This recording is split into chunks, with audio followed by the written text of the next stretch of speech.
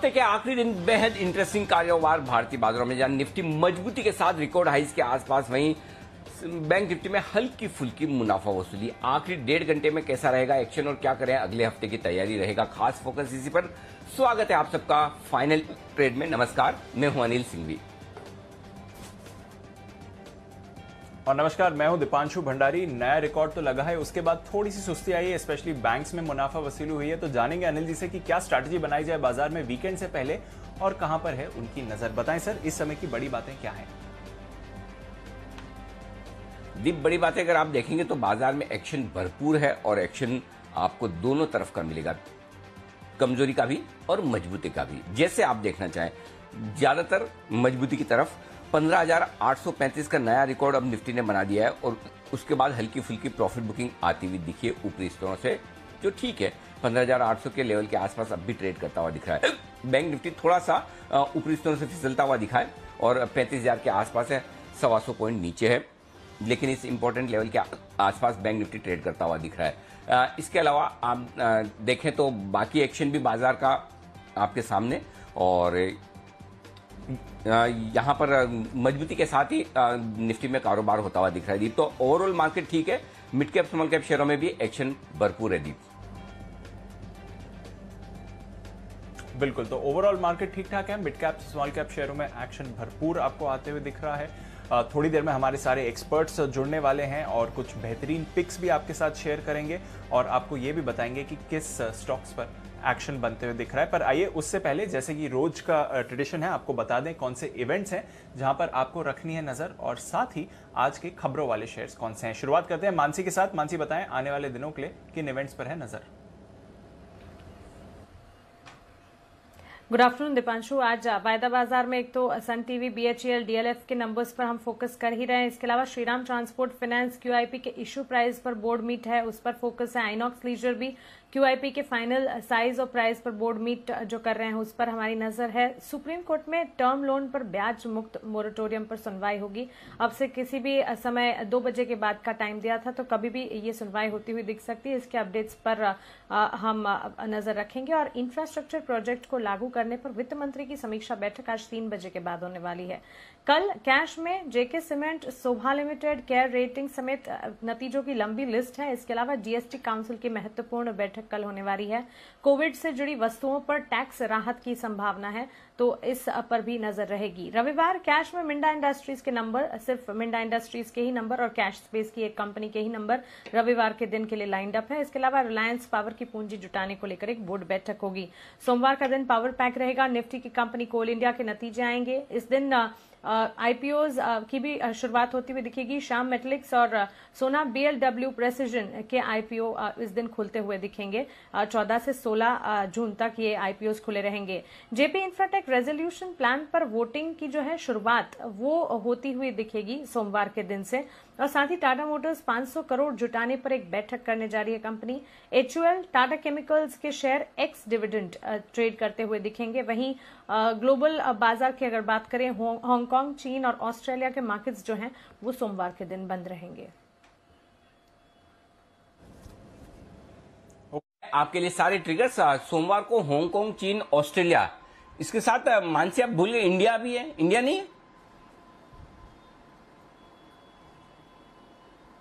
जी sir, Indian market में तो बंद है, इंडिया नहीं है। हांगकांग, ऑस्ट्रेलिया, चीन, इनका साथ देने के लिए नहीं सर, भारतीय बाजार खुले रहेंगे। पक्का सोच लो एक बार, अच्छे से वापस ट्रिगर चेक कर लो। पता नहीं मुझे ऐसे क्यों फीलिंग आ रही कि मंडे मार्केट बंद है, इतने सारे मार्केट देखकर ऐसा लगा सर। नहीं सर, देख चुकी मैं। चलिए, हमारे मार्केट खुले होने का जो मतलब उसका जो अफसोस है, उससे ज्यादा ये दुख है कि बाकी सबके छुट्टियां ज्यादा है। तो चलिए कोई बात नहीं, हम काम करेंगे और काम करेंगे तो एक्शन भी भरपूर रहेगा। तो मंडे के लिए ये है आपके सारे ट्रिगर्स और वीकेंड के भी जो मानसी ने बताएं। कुछ और ट्रिगर्स, कुछ और एक्शन आपके लिए आगे आता हुआ दिखेगा। लेकिन आइए एक स्पेशल पिक का बिगुल किरण जी के लिए।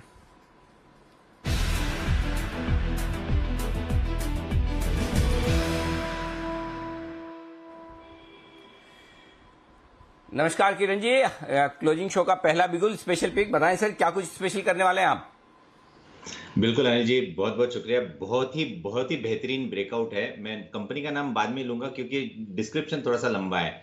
आपको सितंबर 2020 के ट्रेंड लाइन, एक साल का ट्रेंड लाइन है लगभग, इसका ब्रीच होता हुआ नजर आ रहा है। वीकली चार्ट्स पे ब्रेकआउट हो गया है, डेली चार्ट्स पे हो गया है, और जिस तरीके का ब्रेकआउट है, बहुत बड़े मूव्स है। ये जो पिक है ये एक हफ्ते के लिए रखना है, तो डिलीवरी मार्क कर सकते हैं आप फ्यूचर्स में कर सकते हैं, ऑप्शंस में कर सकते हैं। तो मैं अभी फ्यूचर्स के बारे में बात करता हूं। अभी डॉक्टर रेड्डी खरीदना है। अभी 54 का रेट है। अभी ये डॉक्टर रेड्डी खरीदना है। आपका स्टॉप लॉस 53.95, यानी इधर से 50 रुपए नीचे है। और टारगेट्स अगले हफ्ते के लिए 5800 से 6000 के टारगेट्स कैजुअली देखने को मिलेंगे। इतना बढ़िया चार्ट पैटर्न बहुत कम बार देखने को मिल रहा है। ओपन इंटरेस्ट एडिशंस काफी स्ट्रांग बढ़ती नजर आ रही है।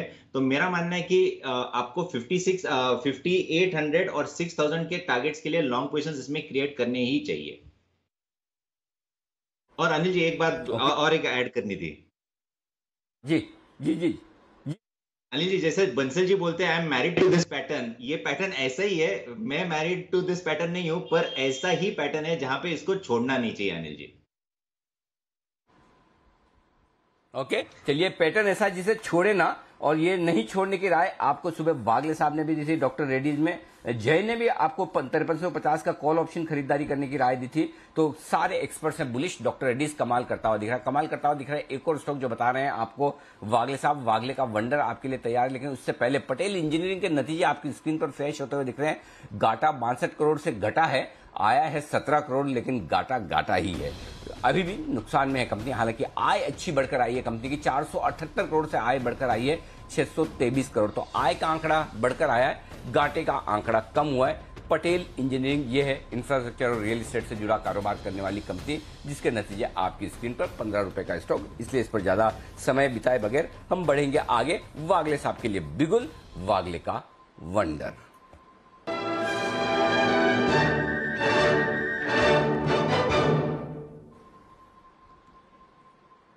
बताएं वागले साहब।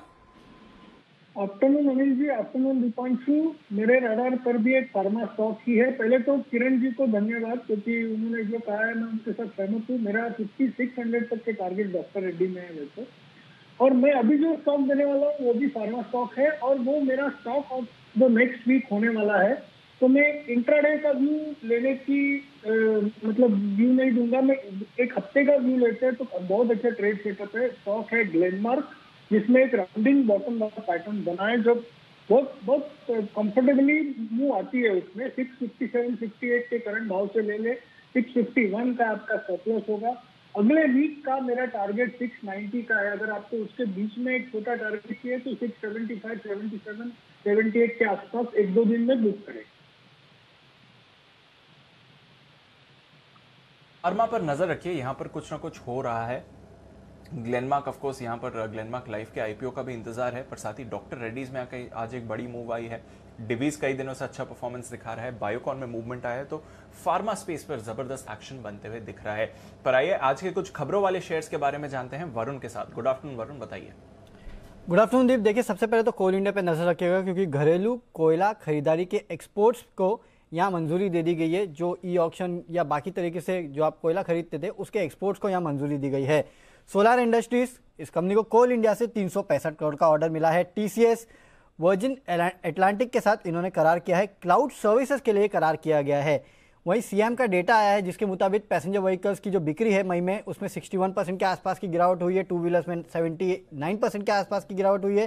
थ्री व्हीलर में करीब 97.6% के आसपास की गिरावट हुई है। कुछ नतीजे, हेरम्बा इंडस्ट्रीज मुनाफा 26 करोड़ से बढ़ के 43 करोड़ पे आया है, और कंपनी के जो मार्जिन से 21.3% पे आए हैं। आय 214 करोड़ से बढ़ के 268 करोड़। गोवा कार्बन घाटे से मुनाफे में आई है, 4.8 करोड़ के घाटे के मुकाबले 6.6 करोड़ का मुनाफा। आय 69 करोड़ से बढ़ के 128 करोड़। डेक्कन सीमेंट भी घाटे से मुनाफे में आई है, 2.9 करोड़ के घाटे के मुकाबले 22 करोड़ का मुनाफा है। आय 123.7 करोड़ से बढ़ के 214 करोड़ के आसपास। और लिखिता इंफ्रा मुनाफा 4 करोड़ से बढ़ के 13 करोड़ हुआ। आय 50 करोड़ से बढ़ के 74 करोड़, और कंपनी के मार्जिन जो है 10.6% से बढ़ के 22.5% पे आए हैं, और कंपनी ने करीब ₹1.5 प्रति शेयर के डिविडेंड का ऐलान भी किया है। ओके वो तमाम आपके लिए रिजल्ट्स जो आज आए हैं बाजार के दौरान। बढ़ते आगे, आशु सर तैयार है। आशु सर की तरफ से आ रही है एक बाय कॉल। वक्त है स्विंग के सुल्तान आशु मदान का।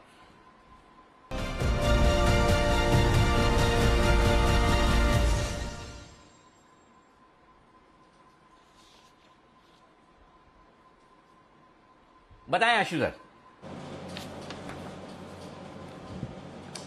अनिल जी, मेरा स्टॉक भी फार्मा ही है, जो मैं भी आपको मैसेज भी कर रहा था। और अनिल जी, वो मैंने परसों भी बात की थी जब आप कॉल किया था कि जब मैं आपसे गेस कर रहा था शायद आप 2 स्टॉक्स बोलेंगे, उनमें एक LIC हाउसिंग फाइनेंस था, दूसरा था कैडिला।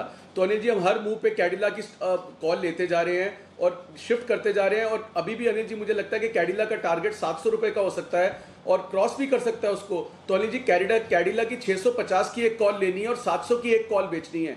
अनिल जी, मैं स्प्रेड इसलिए बना रहा हूं क्योंकि आपको मूव पूरी मिल जाएगी और कॉस्टिंग आपकी ऑलमोस्ट फ्यूचर जैसी होगी। तो 650 की एक कॉल का भाव है 30-31 रुपए और 700 की कॉल का भाव है 10-11 रुपए। तो अनिल जी, 1:1 का अगर स्प्रेड बनाते हैं तो कॉस्ट आ जाएगी 20। 650 प्लस 20 670। स्टॉक पर फ्यूचर क्या चल रहा है 667-68। तो 2 रुपए प्रीमियम देके अनिल जी आप अपसाइड लेते हैं। और again same theory Anil ji के ऊपर नीचे की वॉलिटिलिटी में आपको 2200 शेयर का लॉट है। 500 शेयर उठाने हैं, डिलीवरी तो हर भाव पे कोई दिक्कत नहीं होती, बट अगर आप लॉट साइज में ट्रेड करते हैं तो M2M आपको तंग करता है। तो इसलिए अनिल जी 20 रुपए के स्टॉप कॉस्ट से ये स्प्रेड बनाना चाहिए कैडिला का। दूसरी बाय कॉल है अनिल जी ऑरो फार्मा के अंदर। ऑरो फार्मा में भी अनिल जी बहुत बड़ी अच्छी मूव आई है और जैसे इसने 1050 को क्रॉस किया है तो अनिल जी इसमें फ्यूचर ले सकते हैं 990 के स्टॉप लॉस से, या 1000 की कॉल प्लेन वनीला कॉल ले लें अगले हफ्ते के लिए। ऑरो फार्मा में भी एक मूव लगती है। बाकी जैसे अभी किरण जी ने डॉक्टर रेड्डी का, वागले जी ने ग्लेनमार्क बताया, तो इन सब में मुझे लगता है कि जो फार्मा के अंदर ये मूवमेंट रहेगी। बट कैडिला में तो अनिल जी वही अप्रूवल वाली चीज है और आज वो बहुत अच्छी मूवमेंट दिखा रहा है। तो दोनों स्टॉक बाय के हैं। और अनिल जी और बाकी मार्केट की बात भी करनी है, एक निफ्टी का स्प्रेड भी है, अगर आप कहें अभी या बाद में तो वो भी दे देता हूं। में थोड़ी देर में मैं आपके पास में वापस आता हूं। आपके पीछे बैक टू बैक और भी बहुत सारे कॉल्स हैं। आइए अगला बिगुल है विश्वेश जी के लिए। विश्वेश का विशेष।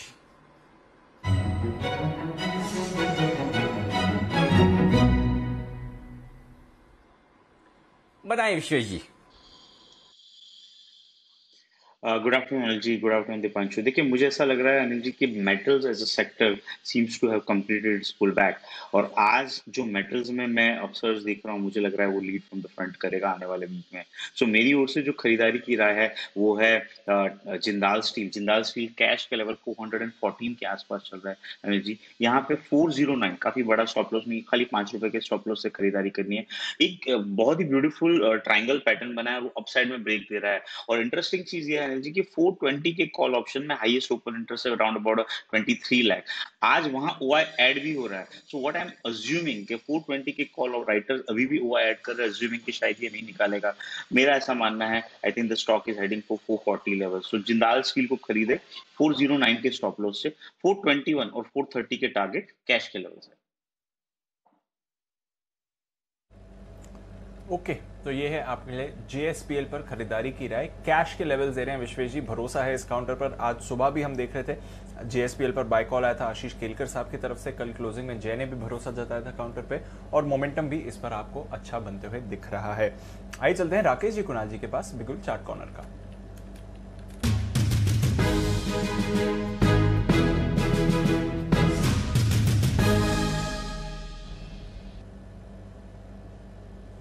बताएं सर।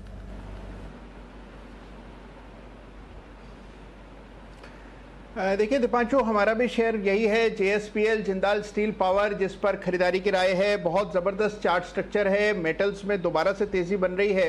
और यहाँ जो विशेष बात है कि पिछले कुछ दिनों का जो कंसोलिडेशन है वो धीरे धीरे करके नैरो हुआ और आज उसमें एक्सप्लोजन होता हुआ दिख रहा है। तो JSPL खरीदारी की राय है, इसमें आपको एक तरफा तेज़ी बनेगी। तो पूरी तरह विश्वेश जी के साथ हैं। Over to Rakesh.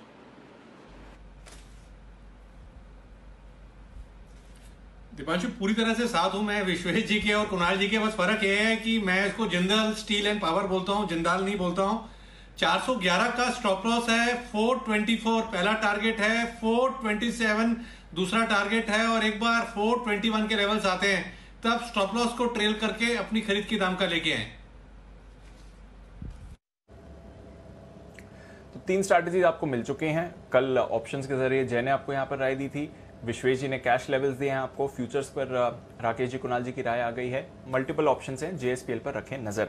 आइए देखते हैं अनिल जी को क्या पसंद है बिगुल कल के 2000 का।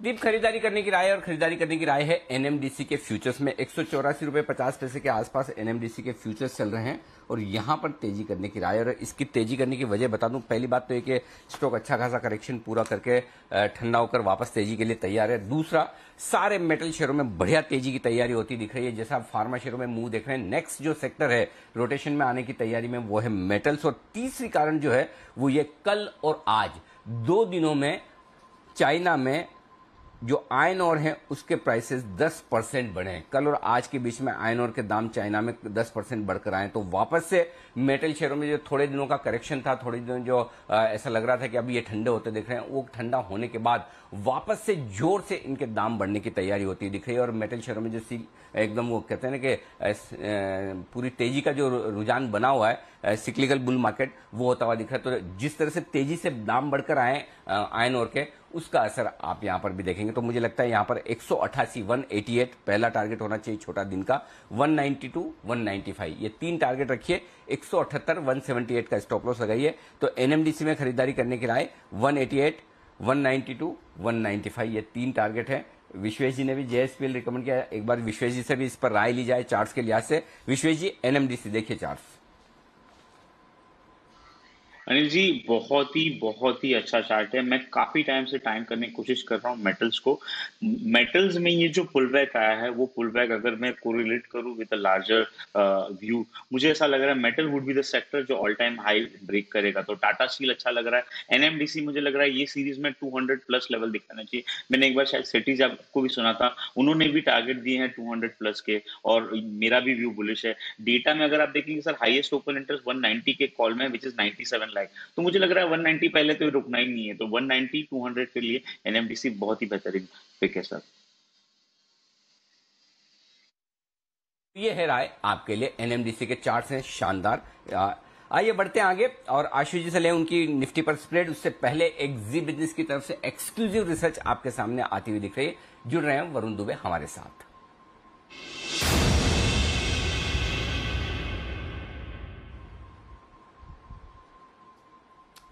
बताएं वरुण, किस स्टॉक पर है रिसर्च और क्या है research? Anil ji, TN petro यानी कि तमिलनाडु पेट्रो प्रोडक्ट्स, इस कंपनी पे हमारी रिसर्च है। और दरअसल हुआ यह है कि अंतर्राष्ट्रीय बाजार में अगर आप देखेंगे तो एक प्रोडक्ट है लीनियर एल्कलाइन बेंजीन। इसके दामों में पिछले 2.5 महीने में करीब 25% के आसपास की तगड़ी रैली जो है वो देखने मिली है। और ये प्रोडक्ट जो है वो इस कंपनी के लिए काफी इंपॉर्टेंट है। क्यों? क्योंकि इस कंपनी की कुल आय में से करीब 80% के आसपास की जो आय है वो केवल इस प्रोडक्ट से ही आती है। और इस प्रोडक्ट का दरअसल इस कंपनी के मुनाफे पे डायरेक्ट इंपैक्ट होता है। अगर 1 रुपए भी लीनियर एल्कलाइन बेंजीन, जिसको एलएबी के नाम से भी जानते हैं, उसमें 1 रुपए की अगर बढ़त भी होती है तो इस कंपनी के मुनाफे में करीब 2 रुपए के आसपास की बढ़त होती है। यानी कि हर परसेंटेज इंक्रीज के साथ दुगना इंपैक्ट जो है इस कंपनी के मुनाफे में होता है। आप एग्जाम्पल के तौर पर ले लीजिए, पहले जो 9 महीने थे इस साल के, उसमें 18% के आसपास की बढ़ोतरी एलएबी के प्राइसेस में हुई थी। इस कंपनी के मुनाफे में 40% के आसपास की बढ़ोतरी हुई थी। और अब जो 25% के आसपास की बढ़ोतरी हुई है, आप समझ लीजिए इसके चलते आने वाले जो तिमाही नतीजे है Q1 के, उसमें इस कंपनी के जो ओवरऑल मुनाफा है उसमें अगर डबल हम पकड़े तो 50% के आसपास की बढ़त जो है वो हो सकती है। अब ऐसा क्यों हो रहा है इसको भी आप समझिए। एलईबी जो है इसका इस्तेमाल डिटर्जेंट और सैनिटाइजर के बनाने में होता है। और हाल फिलहाल में आपने देखा कि कोविड के चलते किस तरह से इन प्रोडक्ट की डिमांड बढ़ी है, उसके चलते भी कहीं ना कहीं इस प्रोडक्ट के जो प्राइसेस है उसमें बढ़ोतरी देखने मिली है। ये कंपनी एलईबी में लगातार एक्सपांशन करते जा रही है। करीब 240 करोड़ के आसपास का ये जो क्षमता विस्तार है वो ये कंपनी कर रही है। 120 KTPA से अपनी क्षमता बढ़ा के 145 KTPA करने जा रही है। सिर्फ यही नहीं, सितंबर में मैं इस कंपनी के नतीजे देख रहा था, 80 करोड़ के आसपास इस कंपनी के पास इन्वेंट्री थी। आप सोचिए वहां से अब तक करीब 30-40% के आसपास दाम बढ़ चुके हैं। 25% अगर मैं अभी लगा लूं और 80 करोड़ की इन्वेंट्री लगा लूं तो आप सोचिए ये इन्वेंट्री जो है उसका दाम ही करीब 100 करोड़ के आसपास हो चुका है। और वैसे भी ये कंपनी लगातार परफॉर्म करते गई है। पिछले 5 साल में आय में 6%, मुनाफे में 28% के आसपास की बढ़ोतरी देखने मिली है। और देखिए सबको ये पसंद है। इंस्टीट्यूशनल होल्डर्स जो है वो भी 7.5% का आसपास का इसमें निवेश कर चुके हैं। तो कंपनी अच्छी है और जो दाम लगातार बढ़ते जा रहे हैं उसका फायदा आपको आने वाले नतीजों में देखने मिलेगा। आप समझिए 25% के आसपास की रैली सिर्फ 2.5 महीने में, तो 50% के आसपास की रैली जो है इस कंपनी के मुनाफे में आपको अगले क्वार्टर में देखने मिलेगी। तो LAB जो प्रोडक्ट TN पेट्रो बनाती है उसके दामों में बहुत जबरदस्त तेजी होती हुई दिखी है और इस तेजी का फायदा इस तिमाही के नतीजों में आते हुए दिखेगा। हालांकि पिछली तिमाही के नतीजे भी आने बाकी हैं अभी कंपनी के, वो तो आएंगे ही दमदार, लेकिन इस तिमाही के नतीजे उससे भी जबरदस्त होंगे। और कोई बड़ी बात नहीं अगर इस तिमाही के रिजल्ट पिछली 3 तिमाहियों के नतीजों से ज्यादा मजबूत नजर आए, क्योंकि जिस तरह से प्रोडक्ट्स के दाम बढ़े और हाल ही में प्रोडक्ट्स के दाम बढ़ाने की घोषणा कंपनी ने भी की, तो उसको देखते हुए और प्लस एक्सपांशन प्लान है। बता दूं आपको कि 25 मई को डीप ने डेटा निकालकर बताया कि TN पेट्रो हमारा SIP स्टॉक भी था 94 रुपए में, हमने रिकमेंड भी किया था। 25 मई से आप देखिए मुश्किल से 2 हफ्ते में ये 115 रुपए के आसपास ट्रेड करता हुआ दिख रहा है। बेहद मजबूत फंडामेंटल्स के साथ कंपनी में जो प्रोडक्ट्स के दाम बढ़कर आ रहे हैं, प्रॉफिटेबिलिटी आएगी, वो आपके लिए जबरदस्त होगी। तो ये है जी बिजनेस की तरफ से एक्सक्लूसिव रिसर्च, जहां पर किस तरह से प्रोडक्ट के दाम बढ़े हैं अंतर्राष्ट्रीय बाजारों में भी, घरेलू बाजारों में भी, और किस तरह से प्रोडक्ट के दाम बढ़ने से कंपनी की प्रॉफिटेबिलिटी पर जबरदस्त असर पड़ता है। आइए चार्ट्स से एक बार देख लिया जाए TN पेट्रो। सुमित जी देखिए जरा इसके चार्ट्स। पोजीशन होल्ड करके चलने का सलाह रहेगा। जिन्होंने पोजीशन बना रखी है बिल्कुल होल्ड करे और फ्रेश खरीदारी करे। यहाँ से ऊपर में 120 रुपए का लेवल टूटने के बाद स्टॉक और मोमेंटम बढ़ेगा और फिर 125 से 130 रुपए तक के लेवल देखने को मिल सकते हैं। स्टॉक कंटिन्यूसली एक अपवर्ड ट्रेंड में ट्रेड कर रहा है, higher high higher low formation में ट्रेड कर रहा है और रिसेंट के हाई भी स्टॉक ने ब्रेक कर दिए। तो स्टॉक में पोजीशन होल्ड करके चले, 120-125 के लेवल इमीडिएटली शॉर्ट टर्म में देखने को मिल सकते हैं। ओके, तो TN पेट्रो पर रखिए नजर। बढ़िया एक्शन आ रहा है, चार्टिकली भी अच्छा लग रहा है और फंडामेंटल ट्रिगर्स भी हैं जो वरुण ने आपको जी बिजनेस के एक्सक्लूसिव रिसर्च में बताए हैं। हमारा SIP स्टॉक भी है 2 हफ्तों से पहले का और देखिए क्या जबरदस्त रैली ऑलरेडी आती हुई दिख रही है। रखते हैं नजर TN पेट्रो पर अपनी स्ट्रैटेजी शेयर कर रहे हैं आशु सर। वापस चलते हैं बिगुल स्विंग के सुल्तान आशु मदान।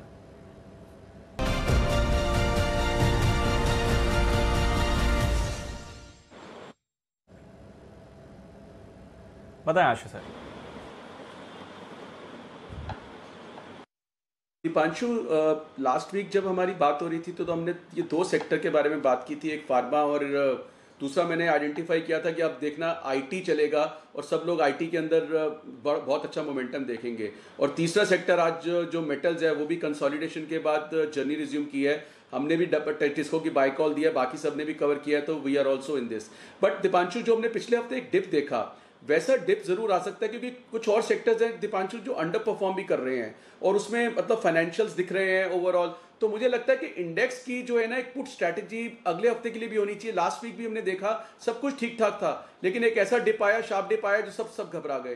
तो कहीं ना कहीं जो है ना इंडेक्स में कंसोलिडेशन है और वो ग्राइंडिंग रहेगी और शायद डिप्स भी मिल सकते हैं। तो जो स्प्रेड है दीपांशु वो नोट कर लें, 15,800 की पुट लेनी है।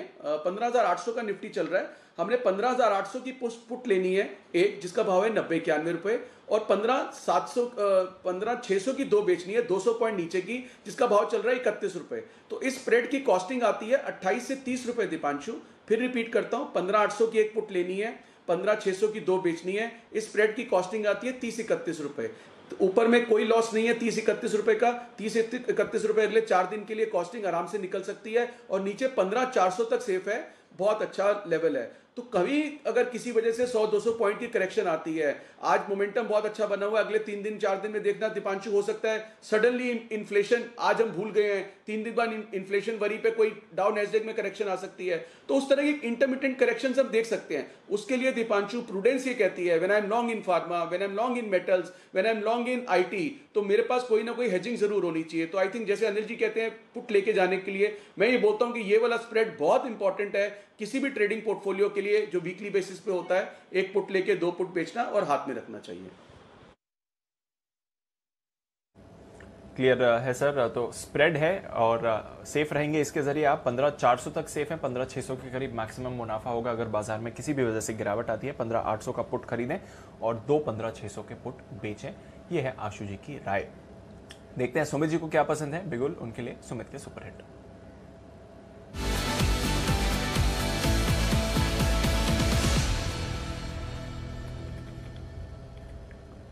बताएं सुमित जी। दीपांशु, बाय का स्टॉक है, स्टॉक का भाव चल रहा है 94 रुपीज 80 पैसा, 94 रुपीज 90 पैसा। स्टॉक का नाम है टाटा स्टील बीएसएल, टाटा स्टील बीएसएल।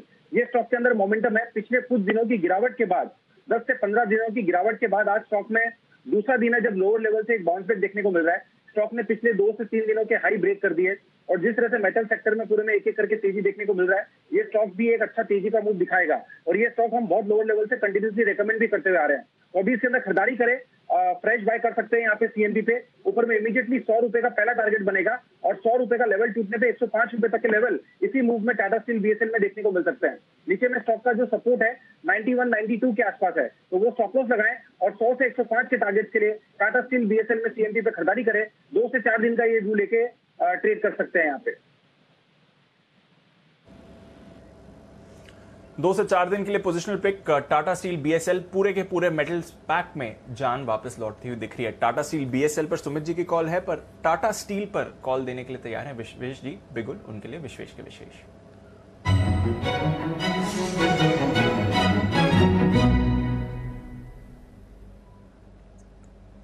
बताएं विश्वेश जी। काफी इंटरेस्टिंग डेटा है दीपांशु। टाटा स्टील में ट्रेड करना है और टाटा स्टील का लेना है 1200 का कॉल ऑप्शन। अभी टाटा स्टील चल रहा है 1140 के आसपास और 1200 का कॉल ऑप्शन सब अराउंड 14 रुपए के आसपास चल रहा है।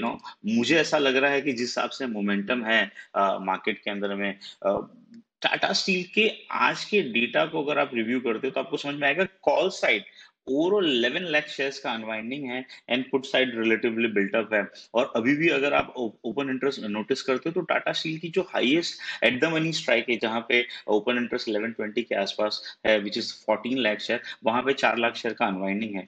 मुझे ऐसा लग रहा है कि मेटल में जो मूवमेंट शुरू हुआ है उसमें जिंदाल और Tata steel should lead from the front. सो टाटा स्टील का 1200 का जो कॉल ऑप्शन है 14 रुपीज के आसपास मिल रहा है दीपांशु। यहाँ पे पोजिशनल व्यू रख के खरीदना चाहिए। यहाँ पे एक स्टॉप रखना चाहिए 8 रुपए के आसपास। मुझे लग रहा है कि ये सीरीज में 20, 25 और 30 मतलब ऑलमोस्ट डबल ये ऑप्शन हो सकता है, बिकॉज टाटा स्टील जिस स्पीड से कंसोलिडेशन से निकलेगा because of the short covering could be higher. So Tata Steel का 1200 का out of the money option लेना है with 8 rupees stop loss, target eventual 30 rupees. Okay, तो ये है आपके लिए टाटा स्टील का 1200 रुपए वाला कॉल ऑप्शन खरीदारी करने की राय विश्वेश जी की तरफ से। मेटल्स पर सब तरफ से डिमांड बढ़ती हुई नजर आ रही है, सबको खरीदारी करने का इरादा है मेटल्स में। आइए बढ़ते आगे और वक्त है सेठी साहब से मुलाकात करने का। सदाबहार सेठी साहब की short term pics.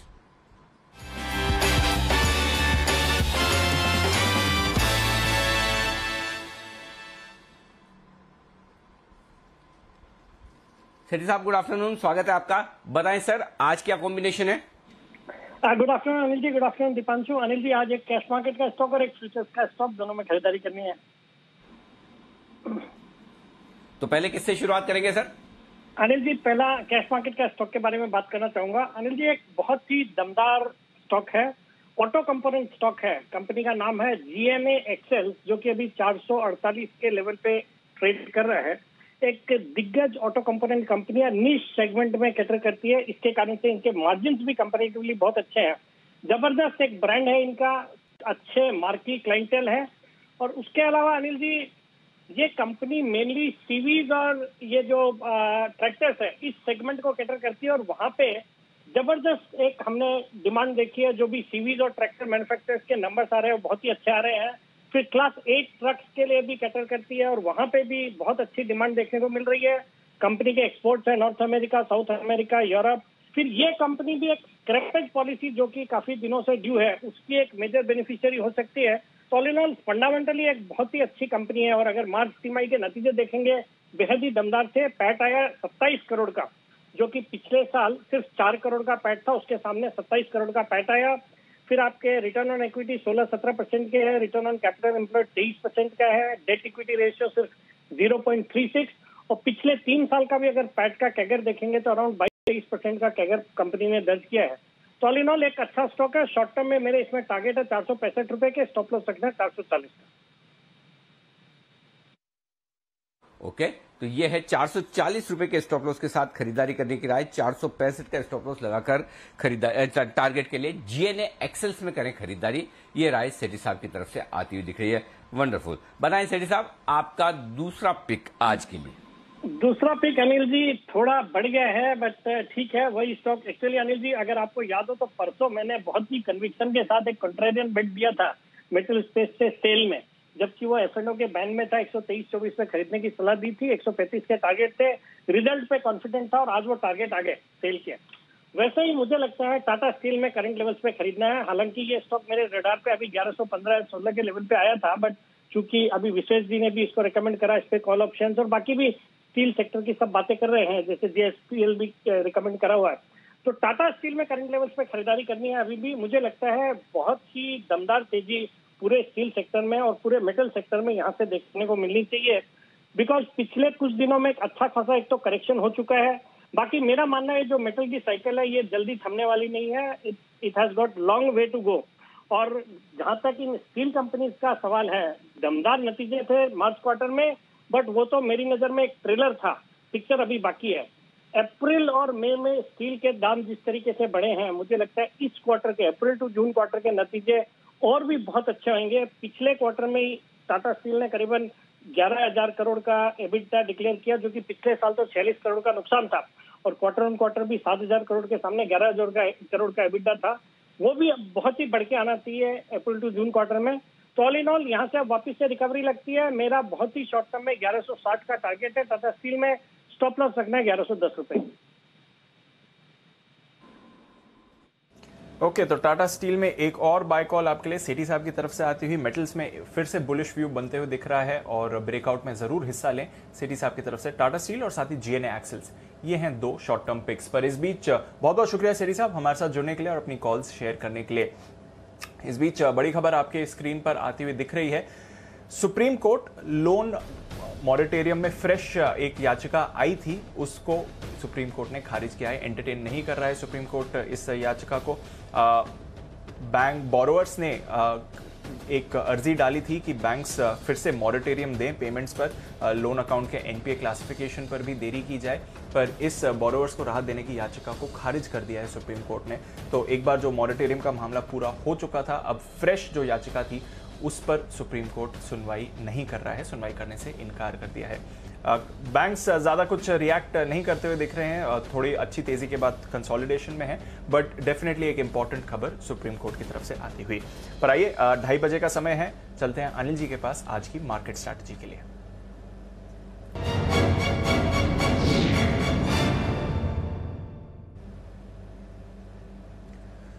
Anil ji, global mood माहौल ठीक लग रहा है। डाउ फ्यूचर सुबह से एक छोटी सी रेंज में है, अभी थोड़ा मूवमेंट आपको आते हुए दिखा है। 40 पॉइंट्स ऊपर आपको डाउ फ्यूचर्स थोड़ी देर पहले आते हुए दिखा था, अभी भी वहीं पर है, 34,500 के करीब होल्ड कर रहा है। नैस्डैक फ्यूचर्स सुबह से ही थोड़े पॉजिटिव हैं, अभी भी उन्हीं लेवल्स के आसपास है। यूरोप की अच्छी शुरुआत हुई है सर, 0.5% ऊपर यूके और फ्रांस दोनों बाजार आपको दिख रहे हैं। और एशिया की बात करें तो हांगकांग के बाजार पॉजिटिव क्लोज हुए थे, हालांकि चीन में हल्की गिरावट थी, जापान एकदम सपाट बंद हुआ था। तो ग्लोबल मार्केट्स तो ठीक ठाक लग रहे हैं सर, बताएं हमें क्या करना चाहिए। बहुत ही इंटरेस्टिंग डेटा बन रहे हैं और इस डेटा का एग्जैक्टली डायरेक्शन निकालने के लिए बहुत मतलब हाई लेवल के गट्स और कन्विक्शन चाहिए कि ये किस तरफ जाएगा। मैं आपको बताता हूं, देखिए क्या हो रहा है। 15,700 के पुट ऑप्शन में 30 लाख शेयर हैं, हाईएस्ट ओपन इंटरेस्ट है। तो पहली चीज तो ये कि आपकी नीचे की रिस्क क्लियर हो गई कि 15,700 के नीचे आप नहीं जाएंगे, बंद नहीं होंगे, और वो अंदाजा लगाना कोई बड़ी बात है नहीं क्योंकि आज का लो ही 15,750 है। तो पहली चीज तो बहुत क्लियर है, एक लाइफ टाइम हाइक पर आज आप क्लोज होने वाले हैं। अब तक की लाइफ टाइम हाई क्लोजिंग आपको मिली है 15,751 की, उसके तो ऊपर ही बंद होंगे। तो क्लोजिंग के हिसाब से तो कोई टेंशन ही नहीं, जिस दिन लाइफ टाइम हाई पर बंद हो रहे हैं उससे ज्यादा बढ़िया मूड क्या होगा, और हफ्ते का आखिरी दिन भी है, पहली चीज।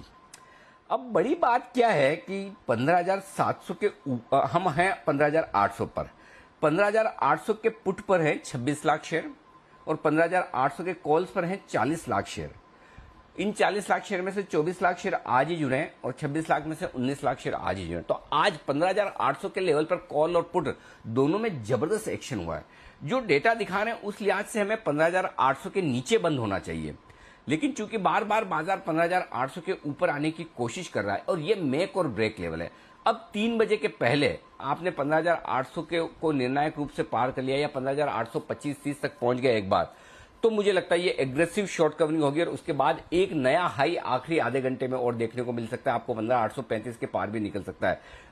No doubt highest open interest 15,800 पर है और इसीलिए बाजार उसे पार करने में मुश्किल हो रही है। तो दो चीजें हो सकती है, या तो आप 15,750 के आसपास या इसके थोड़े ऊपर क्लोजिंग दे दें आज, एक ऑप्शन वो है, क्योंकि 15,800 के हाईएस्ट लेवल को पार करना मुश्किल है। लेकिन बार बार जिस तरह से निफ्टी अटेम्प्ट कर रहा है 15,800 के ऊपर जाने की और इसने सक्सेसफुली अटेम्प्ट कर लिया, तो फिर ये 50 पॉइंट और दौड़ लगा देगा, नया हाई बनाकर एकदम और फाड़ कर ऊपर बंद होगा, क्योंकि तब शॉर्ट कवरिंग और आपको जबरदस्त होती हुई दिखेगी, क्योंकि 15,800 पर आज तगड़े शॉर्ट्स हुए हैं। अब दोनों में से क्या होगा, 3 बजे तक आप इंतजार कीजिए, सीधी सी बात है, क्योंकि एग्जैक्टली डेटा के लिहाज से देखेंगे तो 15,800 के ऊपर नहीं जाने चाहिए, लेकिन जो अटेम्प्ट कर रहा है निफ्टी वो ऊपर जाने की कर रहा है। तो ये दोनों में थोड़ा सा विरोधाभास है, ऐसे डेटा कम देखने को मिलते हैं। और क्यों ऐसा हो सकता है उसका रीजन एक और है, और वो रीजन बैंक निफ्टी में। आपको देखने में लग रहा होगा कि बैंक निफ्टी कमजोर है, 90 पॉइंट नीचे, बात भी सही है, लेकिन बैंक निफ्टी में बहुत इंटरेस्टिंग डेटा बना है जैसा निफ्टी का है, और विश्वेश जी भी इस डेटा को देखेंगे, मैं विश्वेश जी के पास भी आऊंगा वापस। बैंक निफ्टी के पुट में 35,000 पे 15 लाख शेयर हैं और बैंक निफ्टी के कॉल्स में 35,000 पर 14 लाख शेयर है। दोनों में बराबर की ओपन इंटरेस्ट की पोजीशन बनी हुई है। अगर बैंक निफ्टी 35,000 के ऊपर टिका रहता है, जो कि दिख रहा है, निफ्टी में तो फिर भी थोड़ी मुश्किल आ रही है, बैंक निफ्टी अभी तक टिका हुआ है, तो फिर बैंक निफ्टी भी शॉर्ट कवरिंग दिखाने की कोशिश कर सकता है, तब बैंक निफ्टी 35,200 35,300 की तरफ जा सकता है। तो अब दोनों तरफ एक, आमतौर पर मैं कई बार कहता हूं कि आखिरी 1 घंटे में कोई बड़ा मूव नहीं आएगा, बाजार यही रहेगा, लेकिन इस वक्त डेटा देखकर यह लग रहा है कि आखिरी 1 घंटे में 50 पॉइंट से 75 पॉइंट का मूव आ सकता है निफ्टी में, और बैंक निफ्टी में भी 200 पॉइंट का मूव आ सकता है। ऐसे डेटा बन रहे हैं, अब देखते हैं क्या हो सकता है। दोनों तरफ के डेटा बहुत करनी है, मतलब दोनों तरफ के ट्रेडर कैसे वो मतलब मजबूती से अपना ट्रेड ले रहे हैं, किसी को डर नहीं है, दोनों का कन्विक्शन बराबर है। ये इंटरेस्टिंग दिख रहा है। ठीक वैसे जैसे अमेरिकी बाजारों में दिख रहा है ना आपको, कल इतने बड़े दिन तेजी करने वाले और मंदी करने वाले दोनों बराबर से अपना दाव खेलते हुए दिखे, एग्जैक्टली वैसे ही 15,800 पर जितना मूड तेजी का है उतना ही मंदी का है, 35,000 पे जितना मूड तेजी का उतना ही मंदी का है। सिर्फ मंदी करने वाले निफ्टी में 1 नॉच ज्यादा है और बैंक निफ्टी एकदम बैलेंस्ड है, ये डेटा दिख रहे हैं। विश्वेश जी, कोई ऑब्जर्वेशन आपका? देखिए अनिल जी, आपने मोर और लेस समराइज कर दिया है। मैं आपकी एक चीज को डेफिनेटली ऑब्जर्व कर रहा हूँ, मैं उस चीज से सहमति रखता हूँ। 15,800 के कॉल में इक्वल अमाउंट ऑफ एडिशन है, 21 लाख शेयर, और 15,800 की जो कंबाइंड जोड़ी है जिसको स्ट्रेडल कहते हैं कॉल और पुट, वो 185 रुपए के आसपास में थे। अनिल जी, इसका मतलब क्या होता है कि अगर कोई बंदा 13 की इंप्लाइड वॉलेटिलिटी पे 180 रुपए क्रेडिट ले रहा है, तो इसका मतलब मोर और लेस 15,600 और 16 ये मार्केट की रेंज बन के आ रही है। इसको ट्रिपल एम कहते हैं, मार्केट मेकर मूव। सो अनिल जी, मैं एक चीज कहना चाहूंगा कि कॉशन इस तरह से रखना है आपको कि ऑप्शन सस्ते हैं from a implied volatility point of view, लेकिन डेटा जिस हिसाब से इंडिकेट कर रहा है मार्केट गिरने के सिग्नल नहीं दे रहा है। तो 15,800 के बहुत दूर नहीं जाने वाले हम लोग। और अगर मैं बैंक निफ्टी को भी रिव्यू करूं अनिल जी, तो मुझे यही समझ में आ रहा है कि बैंक निफ्टी पे भी मोर और लेस 35,000 के नीचे नहीं जाएगा, बिकॉज 35,000 के पुट में आज फ्रेश 8.5 लाख शेयर जुड़े हैं, और अभी अगर ओपन इंटरेस्ट आप देखते हो तो 35,000 में highest open interest which is 13 lakh share on a call side and on a put side 16 lakh share. तो क्या होगा अनिल जी, निफ्टी शायद थोड़ा पॉजिटिव रहे बिकॉज ऑफ द मेटल, लेकिन बैंक निफ्टी 35,000 के आसपास रहेगा, because that is where the weekly open interest is forming. But यहाँ पे अनिल जी एक चीज ध्यान रखनी है, मुझे लगता है ये एक्सपायरी के बाद एक बड़ा शार्प मूव पेंडिंग है। क्यों? क्योंकि इंप्लाइड वॉलेटिलिटी डर्ट चीप है अनिल जी। 13 की इंप्लाइड वॉलेटिलिटी है निफ्टी की और 20-21 की है बैंक निफ्टी की। This is a complacency in the market. दूर के मंथ मतलब जुलाई के मंथली के एंड के पुट ऑप्शन लॉन्ग रखना, it's a very beautiful hedge in my opinion, क्योंकि अगर वॉलेटिलिटी बढ़ेगी तो अच्छा रहेगा। तो आशु जी ने जो पुट स्प्रेड दिया वो तो अगले वीक का था, मैं थोड़ा सा कॉशन करके जुलाई के दूर वाले पुट ऑप्शन देना चाहूंगा। उसका खाली रीजन ये होगा, उसका थीटा कम होता है, मतलब जल्दी नहीं गलेंगे। दूसरा, उसकी वॉलेटिलिटी का जो फैक्टर होता है वेगा वो ज्यादा होता है। तो ये थोड़ा सा एडिशन है इन ऑर्डर आपने जो कहा उसमें अनिल जी। ये है आपके लिए निफ्टी और बैंक निफ्टी के डेटा पर राय। आइए सुमित जी तैयार है, सुमित का सुपरहिट।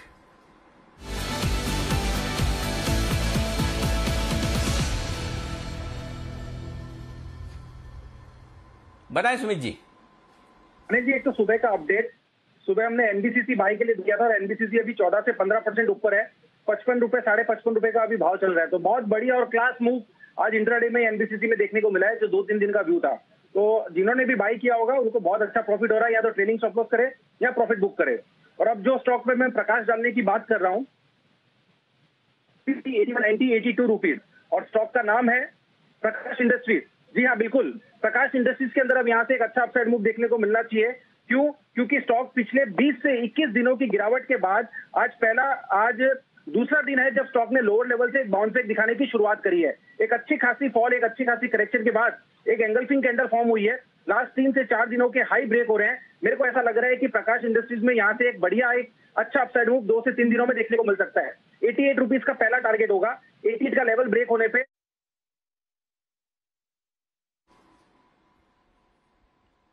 लगता है। ओके, सुमित जी की आवाज जरा सा ऑडियो ड्रॉप हो गया, हम फिर से सुमित जी से संपर्क करेंगे, लेकिन आइए तब तक बढ़ते आगे। कुणाल जी और राकेश जी तैयार है अपने स्पेशल पिक के साथ, तो उनके लिए बिगुल स्पेशल पिक का।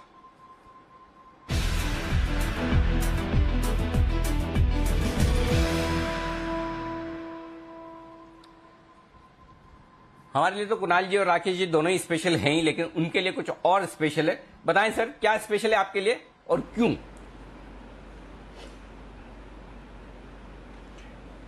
अनिल जी देखिए, स्टॉक बहुत स्पेशल है। आज चर्चा सब लोग एनबीसीसी की कर रहे हैं, लेकिन अनिल जी हम चर्चा करेंगे एनसीसी की, और ये है हमारा स्पेशल पिक।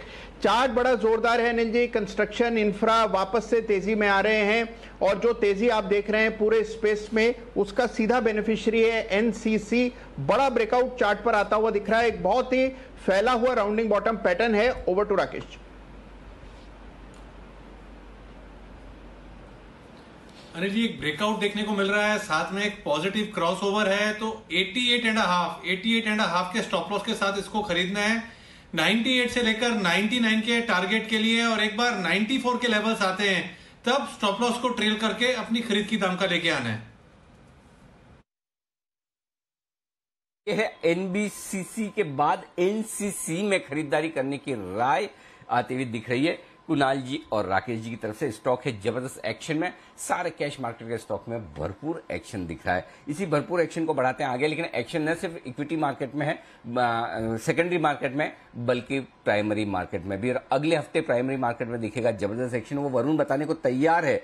लेकिन उससे पहले जैन साहब आज फुल फॉर्म में है, फुल एक्शन में। देखिए जरा जैन साहब के 2 स्टॉक आज सुबह जो उन्होंने पिक ऑफ द डे दिया था, नोवर्टीज, और मैं सोचा था ये कहां से लेके आए, नोवर्टीज की तो कभी कोई बात ही नहीं करता, और नोवर्टीज को देखिए 18% भाग चुका है आज के सेशन में। तो पिक ऑफ द डे कमाल करता हुआ दिख रहा है जैन साहब का। और 10 की कमाई में भी एक और फार्मा शेयर उन्होंने चुना था, और वो था आरपीजी लाइफ साइंस, ये भी 7% मजबूत है। तो जैन साहब एकदम आज फुल फॉर्म में बैटिंग करते हुए दिखे सुबह के सत्र में। दोनों स्टॉक आपके सामने लेकर आएंगे। लाइए भाई, नोवर्टीज, हाँ 18%, और साथ ही आरपीजी लाइफ साइंस भी अगर दोनों को साथ में दिखा दे तो वाह, मजा आ जाए, क्या बात है।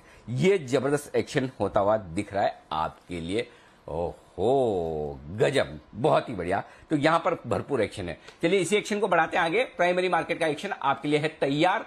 वरुण हमारे साथ है बताने के लिए अगले हफ्ते का एक्शन। वरुण बताइए क्या कुछ हो रहा है प्राइमरी मार्केट में? डेफिनेटली अनिल जी, बहुत कुछ हो रहा है प्राइमरी मार्केट में, और सिर्फ अगले हफ्ते नहीं, इस पूरे साल जो है प्राइमरी मार्केट एक्शन में रहने वाला है। अगले हफ्ते की आपने बात की तो करीब 4 कंपनीज है जिनके आईपीओ आने वाले हैं। उसमें से कंपनियां करीब 8,000 करोड़ के आसपास जो है इन 4 आईपीओ से जुटाने वाली है। लेकिन इस पूरे साल अगर आप देखेंगे तो 2 लाख करोड़ के आसपास के आईपीओ जो है वो आने वाले हैं। उसमें से 80-90 हज़ार करोड़ का तो एलआईसी का ही आईपीओ होगा। इसके अलावा पेटीएम का करीब 20-22 हज़ार करोड़ का आईपीओ होगा। और इन कंपनियों के अलावा करीब 25 कंपनियां ऐसी है जिन्होंने सेबी में डीआरएचपी फाइल कर दी है। 2021 में करीब 17 कंपनीज ने आईपीओ लाए थे, 17,500 करोड़ जुटाए गए थे इसमें। 2020 में 12 कंपनियों ने करीब 24-25 हज़ार करोड़ जुटाए थे, और 2019 में 16 कंपनियों ने करीब 12,000 करोड़ जुटाए थे। और मेरे ख्याल से अगर एलआईसी का आईपीओ आ गया तो ये साल आईपीओ के लिहाज से सबसे बड़ा साल होने वाला है। जो कंपनीज अगले हफ्ते आईपीओ लाने वाली है उनकी सबसे पहले बात करें तो इसमें सोना प्रिसिशन है, 5,550 करोड़ का आईपीओ है ये।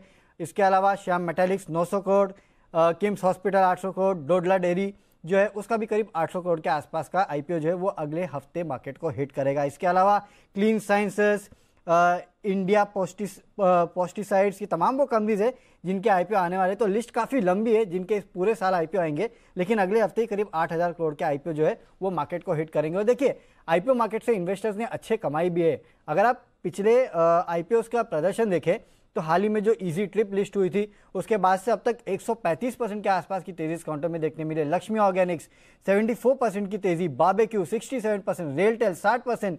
तो तमाम वो कंपनीज है जिनके आईपीओ कुछ समय पहले आए थे, वहां पे प्रदर्शन अच्छा रहा है। और ये साल जो है यानी कि FY22 वो तो आईपीओ के नाम पे ब्लॉकबस्टर होने वाला है। LIC का ही करीब 80-90 हज़ार करोड़ का है, लेकिन LIC को छोड़ भी देंगे ना तो भी करीब 1 लाख करोड़ के आसपास के आईपीओ जो है वो इस साल आ सकते हैं। ओके, तो ये है बड़े आईपीओ जो आने की तैयारी में। सोमवार को खुलेंगे 2 आईपीओ, श्याम मेटालिक्स और साथ ही सोना, और इसके अलावा एक वो डेयरी वाली कंपनी डोडला डेयरी, ये भी खुलने वाला है। इंडिया पेस्टिसाइड्स खुलने वाला है। ढेर सारे आईपीओ, बाकी साल भर तो इस बार आईपीओ की लंबी लिस्ट है और तगड़े आपको मौके मिलेंगे। तैयार रहिए। सोमवार सुबह 8 बजे बताएंगे हम आपको श्याम मेटालिक्स के आईपीओ के बारे में, सोना के आईपीओ के बारे में कि क्या वहां पर पैसा लगाना चाहिए या नहीं। तो बाकी उसके अलावा आप देखिएगा बहुत ही तगड़े आईपीओ आते हुए दिखेंगे जिस पर आपको करना है फोकस। आइए बढ़ते आगे। और सुबह हमने एक सवाल पूछा था बंसल जी से, और बंसल जी को हमने ये पूछा था कि अगर क्रूड कच्चा तेल है तो पक्का तेल कौन सा। अब आप जवाब से सहमत हो ना हो, लेकिन बंसल जी ने अपना फैसला दे दिया है। तो बंसल जी, शुक्रवार के दिन दोपहर में पक्के तेल को लेकर एक बड़ी खबर आती हुई दिख रही है, और वो खबर आपके लिए विशेष तौर पर लेकर आए हैं आशीष चतुर्वेदी। आशीष हमारे साथ हैं तैयार। Ashish, over to you for Bansal जी।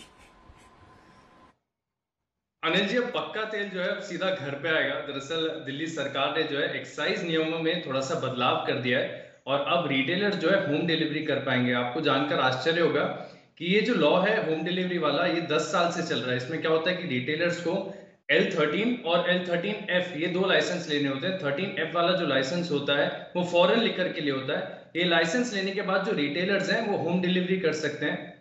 और जैसा कि मैंने आपको बताया कि 10 साल से ये लाइसेंस ऑलरेडी मौजूद है, लेकिन अभी तक किसी ने भी इस पे के लिए आवेदन नहीं दिया है। कोई भी रिटेलर को ये लाइसेंस अभी तक इशू नहीं इसके लिए हुआ, क्योंकि इसके नियम में अगर आप देखें तो पुराना नियम है। होम डिलीवरी तभी होती थी जब कोई ग्राहक या तो ईमेल या फिर फैक्स लिखता होगा, तभी इसकी इजाजत होती थी। दूसरे किसी माध्यम से होम डिलीवरी की इजाजत नहीं थी, जिसके चलते रिटेलर्स ने कभी इस लाइसेंस के लिए एप्लीकेशन दिया नहीं। और इसके चलते अगर आप देखें तो सरकार ने इस नियम में बदलाव किया। अब जो रिटेलर्स हैं वो मोबाइल एप्लीकेशन या फोन कॉल्स के द्वारा भी जो है ये आवेदन ले पाएंगे और होम डिलीवरी कर पाएंगे। इसके अलावा भी अगर आप देखें तो थोड़े से नियम में बदलाव किए गए, जैसे कि बार्स, रेस्टोरेंट्स और पब्स, यहाँ पर जो खाली जगह होगी, मिसाल के तौर पर टेरेस है, बालकनी में, यहाँ पर भी जो रेस्टोरेंट ओनर्स हैं, पब्स ओनर हैं, वो शराब परोस पाएंगे। तो जिसके चलते भी अगर आप देखें तो एक अच्छा इंपैक्ट देखने को मिलेगा। और सुबह तो अच्छी खासी तेजी स्टॉक्स में देखने को भी मिल रही थी, हालांकि थोड़ी सी नीचे है। United Spirits, UPL, Radico Khaitan, पाइनेट डिस्टिलरीज, GM ब्रिवरीज, और आगे जाकर हो सकता है कि जो दूसरे राज्य हैं वो भी इस मॉडल को फॉलो करते हुए नजर आएंगे। तो लिकर स्पेस के लिए अहम खबर है। और ये खबर और ये जो पूरी डिटेल्स है एकदम निष्पक्ष है। बंसल जी, मैं आपको बता दूं, आशीष आप लइए लाइन पे जरा। बंसल जी देखिए, हम कितना ध्यान रखते हैं कि रिसर्च आपके सामने जो आए जो बिल्कुल इंडिपेंडेंट, अनबायस्ड हो। आशीष जो हमारी टीम में, देखिए आशीष न प्याज खाते हैं न लहसुन खाते हैं, मतलब बाकी ये पक्का तेल तो बहुत दूर की बात है। एकदम टी टोटलर है, प्योर वेजिटेरियन है, और साथ साथ में देखिए प्याज लहसुन भी नहीं खाने वाला है। उनको हमने ये सेक्टर दे रखा है, लीकर और सिगरेट वगैरह वाला, ये सारा, ताकि क्या है कि इंडिपेंडेंट रिसर्च करे एकदम, बिल्कुल कोई बायस है ही नहीं बिल्कुल भी। तो अब आप इनकी रिसर्च से संतुष्ट है ना बंसल जी? एकदम नहीं, बिल्कुल अनिल जी, मोर देन सेटिस्फाइड हूं अनिल जी। और अनिल जी एक सवाल है मेरा अनिल जी आपसे। बढ़िया है, तो बंसल जी के लिए जी जी जी जी, मुझसे या आशीष से? नहीं अनिल जी, आपसे। अनिल जी बताइए, पूछे पूछे। देखिए अनिल जी, आपने जो अभी आशीष जी की इतनी सारी क्वालिटीज बताई कि प्याज नहीं खाते, लहसुन नहीं खाते, टी टोटलर हैं, तो अनिल जी ये क्वालिटीज तो अनिल जी मैट्रिमोनियल अलायंस में काम आती हैं। बाकी अनिल जी शेयर बाजार में इनका कोई काम नहीं है अनिल जी। तो उसी हिसाब से तो बताया। अभी आशीष भी तो एलिजिबल बैचलर है हमारे दीप के साथ साथ, ऐसी क्या आप तो समझ ही गए, बिल्कुल ठीक समझे आप। तो चलिए आशीष की तरफ से ये एक्सक्लूसिव रिसर्च आपके सामने आती हुई। आशीष देख लीजिए, आपकी ब्रांडिंग हो गई है पूरी की पूरी। अब बस अब आपके नसीब आगे आपके साथ काम आएंगे, बाकी हमने तो हमारी तरफ से पूरी कोशिश कर ली है। All the best. जी जी जी कुणाल जी, जी कुणाल जी। अनिल जी, बंसल जी का वर्जन अपडेट करवाइए अनिल जी। मतलब अनिल जी, बंसल जी का वर्जन अपडेट कराइए अनिल जी। आज के युग में ये मैट्रिमोनियल अलायंस में नेगेटिव जाती है अनिल जी, ये बातें। ये लो, चलो आशीष जी फिर से विचार करो। जी विश्वेश जी आपको कुछ सलाह दे रहे हैं आशीष, बताइए विश्वेश जी। बिल्कुल कुणाल जी के साथ सहमति रखता हूं। मैट्रिमोनियल में आजकल सर ये सारी चीजें नेगेटिव जाती है। आशीष मुंबई में रहता है और अगर पार्टी करता है, वीकेंड में हैप करता है, तो मुझे लगता है उनकी जो अपॉर्चुनिटी है वो ज्यादा बढ़ जाएगी। तो अनिल जी, मैं आशीष को कहना चाहूंगा कि अनिल जी बहुत ही समझदारी के साथ आपकी ब्रांडिंग ऐसे कर रहे हैं कि आप आने वाले कुछ समय तक दीपांशु और दोनों उनके साथ ही रहे, तो अनिल जी को कोई नया ढूंढने की जरूरत ना पड़े। हाँ, पता नहीं, ये चीज मैंने नोटिस की है। विश्वेश जी सही कह रहे हैं, मैंने ये चीज नोटिस की। जो बैचलर्स होते हैं वो ज्यादा काम करते हैं, जिनके परिवार की जिम्मेदारी आती है, थोड़ा काम ना। तो अब ये परफेक्ट बुल वर्सेस बियर हो गया है। किसी एक दिन है ना, इस पर एक बार बुल वर्सेस बियर करवाया जाए कि किसमें अपॉर्चुनिटीज, मौके, चांसेस ज्यादा हैं। चलिए फिलहाल तो मार्केट में चांसेस और मौके बहुत ज्यादा हैं और मजबूती के साथ हैं। थोड़ा सा 15,800 के ऊपर टिकने में निफ्टी को मुश्किल जरूर आती दिख रही है, लेकिन कोई खास दिक्कत वाली बात नहीं। और बैंक निफ्टी 35,000 के ऊपर टिके रहने में है कामयाब, ये आपके लिए आता हुआ दिख रहा है। तो ये है आपके लिए सारे के सारे एक्शन वाला मामला। स्टॉक्स भरपूर एक्शन में आते हुए दिख रहे हैं। पिछले कुछ मिनटों में एक स्टॉक जो तेजी से ऊपर निकला है और वो है AU small finance bank. Kiran ji, इसके चार्ट देखिए और दीजिए अपनी राय, क्या हुआ है इसमें, अचानक से भागा है। 1045 के आसपास ये स्टॉक ट्रेड करता हुआ दिख रहा है। अनिल जी, कौन सा स्टॉक बोला आपने? AU small finance bank. मुझे लगा ही आपको नहीं याद, आपने नहीं सुना, मुझे पता नहीं, बोलते ऐसी फीलिंग आई थी। नहीं, मुझे मिल ही नहीं रहा है ये स्टॉक। अरे मिल नहीं रहा है, यही एक्सचेंज पे लिस्टेड है, आप कहां ढूंढ रहे हो? BSE NSE पे ढूंढो। नहीं, BSE पे चार्ट्स नहीं है मेरे पास अनिल जी, सिर्फ NSE के है। अच्छा, मुझे लगा कि आप पुणे स्टॉक एक्सचेंज पे तो नहीं ढूंढ रहे हैं। हो सकता है कि पुणे स्टॉक एक्सचेंज के जमाने पे लिस्ट नहीं हुआ था, ये इतना पुराना नहीं है। लेकिन आइए लेकिन विश्वेश जी करिए मदद, ढूंढिए AU स्मॉल फाइनेंस बैंक को। देखिए Anil ji, AU small finance की अगर बात करें तो अब मुझे अच्छे से याद है कि मार्च के मंथ में कुछ रिजल्ट के बाद स्टॉक में शार्प करेक्शन आया था 1160 से 920 तक। अब उसके बाद में अनिल जी जो ये ऊपर राइज आया है, ये राइज बहुत ही स्लो था और आज ऐसा लग रहा है अनिल जी कि गैप जो था मार्च में उसको फिल कर दिया है। तो अभी जब तक स्टॉक 1030 के ऊपर है तब तक मुझे ऐसा लगता है अनिल जी एक बड़ा गैप जोन है, 1080 और 1100 के बीच में, वहां तक जाना चाहिए। अब 1160 के कॉल ऑप्शन में अभी भी 2,20,000 शेयर का ओपन इंटरेस्ट है। तो मुझे लगता है आज वॉल्यूम है, स्ट्रॉन्ग कैंडल है, ब्रेकआउट है, एटलीस्ट 1120 तक जाने की उम्मीद कर रहा हूं। और 1120 के स्टॉप लॉस से अगर कोई लॉन्ग करना चाहे तो मुझे लगता है AU स्मॉल फाइनेंस लॉन्ग भी कर सकता है। ये है आपके लिए राय AU स्मॉल फाइनेंस बैंक पर आती हुई। थोड़ी ही देर में जैन साहब आपके लिए तशरीफ लेकर आएंगे, और क्यों लेकर आएंगे उसका वजह मैंने बता दी आपको। हुआ क्या है कि जैसे मैंने बताया, जैन साहब की मैंने तारीफ की। जैन साहब, आज तो आपका दिन चल रहा है, जबरदस्त बैटिंग है, जिस पिच पर खेल रहे हैं आप, आपका नोवटीज 18% ऊपर है, आपका RPG लाइफ साइंस 8% ऊपर है, दोनों फार्मा जोर से दौड़ लगा रहे हैं। तो जैन साहब एकदम जोश में है और जैन साहब ने बोला फिर तो आइए एक और स्पेशल पिक। तो मैंने कहा बिल्कुल परफेक्ट, 1 2 3 हो जाए। तो थोड़ी देर में जैन साहब जुड़ेंगे, देंगे आपको एक बेहतरीन और स्पेशल पिक, उसका कीजिए इंतजार। लेकिन एक चीज और जानना चाहता हूं मैं आपसे, आशु सर, क्या कोई और सेक्टर ऐसा है जिसमें से शिफ्ट होकर मेटल में चले जाएं कि जो ये सेक्टरल रोटेशन चल रहा है? फार्मा चल चुका है, मेटल चलने की तैयारी में है, तो बताइए किस सेक्टरल रोटेशन में अब किधर एंट्री करनी है, घुसना किधर है, वो बताइए।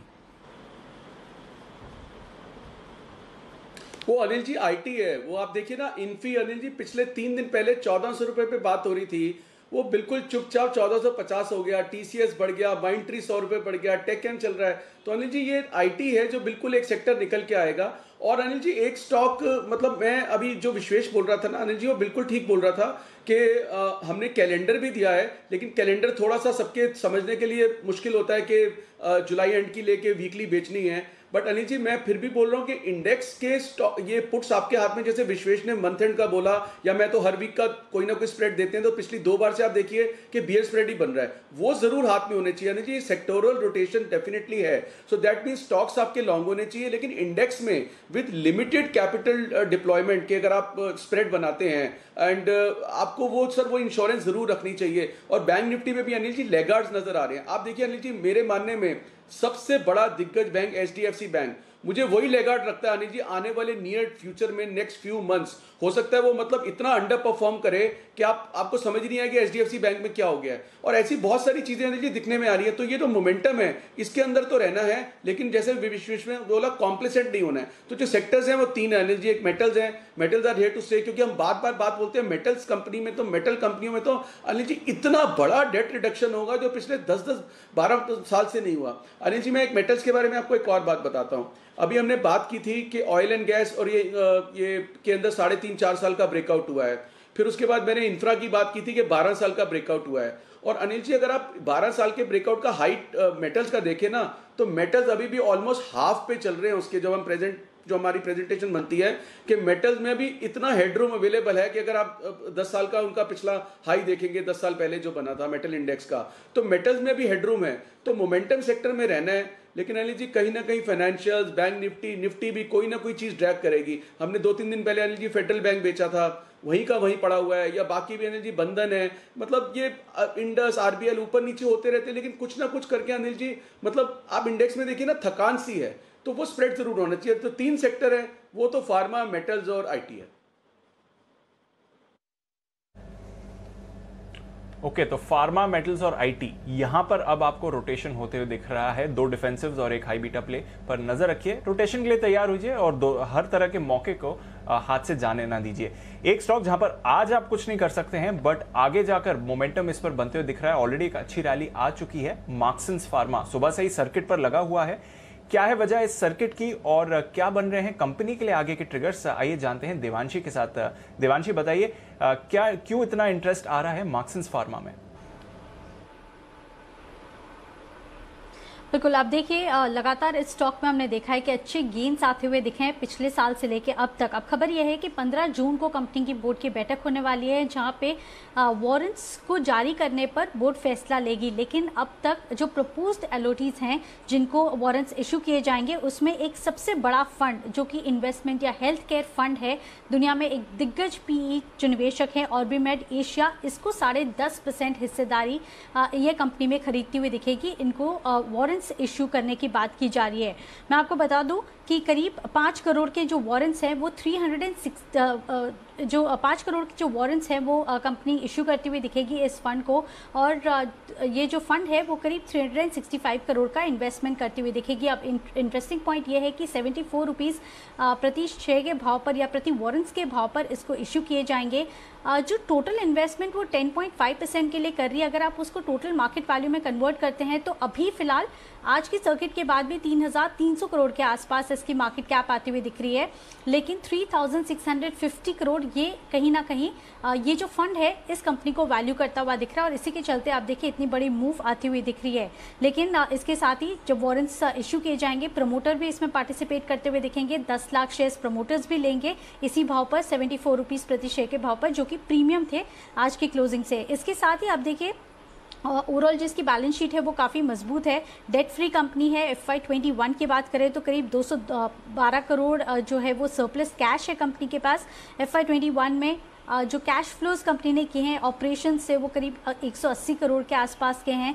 90% इसकी जो रेवेन्यूज़ आते हैं वो एक्सपोर्ट से आते हैं, तो क्लियरली एक एक्सपोर्टिंग कंपनी है। सबसे ज़्यादा फोकस इसका US और UK में है। यूएस की अगर बात करें तो कंपनी का कहना है कि आने वाले समय में 3 से 4 नए प्रोडक्ट्स लॉन्च करते हुए दिखेगी। जो सॉफ्ट जेल्स होते हैं ये सबसे बड़ा प्रोडक्ट है कंपनी का, और इसमें भी आने वाले समय में आप देखिए जो मार्केट है वो काफ़ी बड़ा होता हुआ दिख रहा है यूएस में। इससे कंपनी की अतिरिक्त आय आती हुई दिखेगी। यूके में भी इसका बड़ा एक्सपोजर है, 42% तक की जो इसकी आय है वो यूके से आती है। तो यूएस और यूके ये दोनों बड़े मार्केट अच्छे ग्रो करते हुए दिख रहे हैं। आने वाले समय में अच्छे प्रोडक्ट्स लॉन्च करने की योजना भी है, पाइपलाइन में है। तो इन ऑल फंडामेंटल्स काफ़ी अच्छे हैं। और साथ ही आप देखिए आज जो ये खबर आती हुई दिख रही है ऑरिमेड एशिया की, ये काफ़ी पॉजिटिव है और इसी के चलते आप देखिए इतनी बड़ी मूव आपको इस स्टॉक में आती हुई दिख रही है।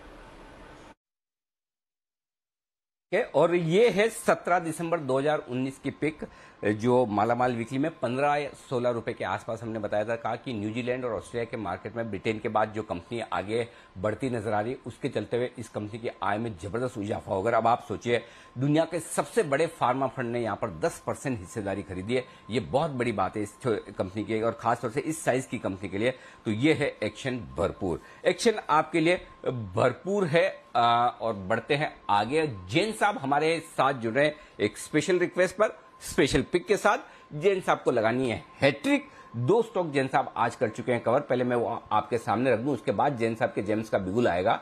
पहला स्टॉक तो है आज का जैन साहब का, वो है Novartis, pick of the day, जो है 18% ऊपर। दूसरा स्टॉक है आरपीजी लाइफ साइंस, जरा वो भी दिखा दीजिए। वो भी जबरदस्त मजबूती के साथ ट्रेड करता हुआ दिख रहा है, 8% ऊपर। और तीसरा स्टॉक जो जैन साहब बताने वाले हैं स्पेशल पिक के तौर पर, तो आइए जैन साहब के लिए, जैन साहब के जेम्स।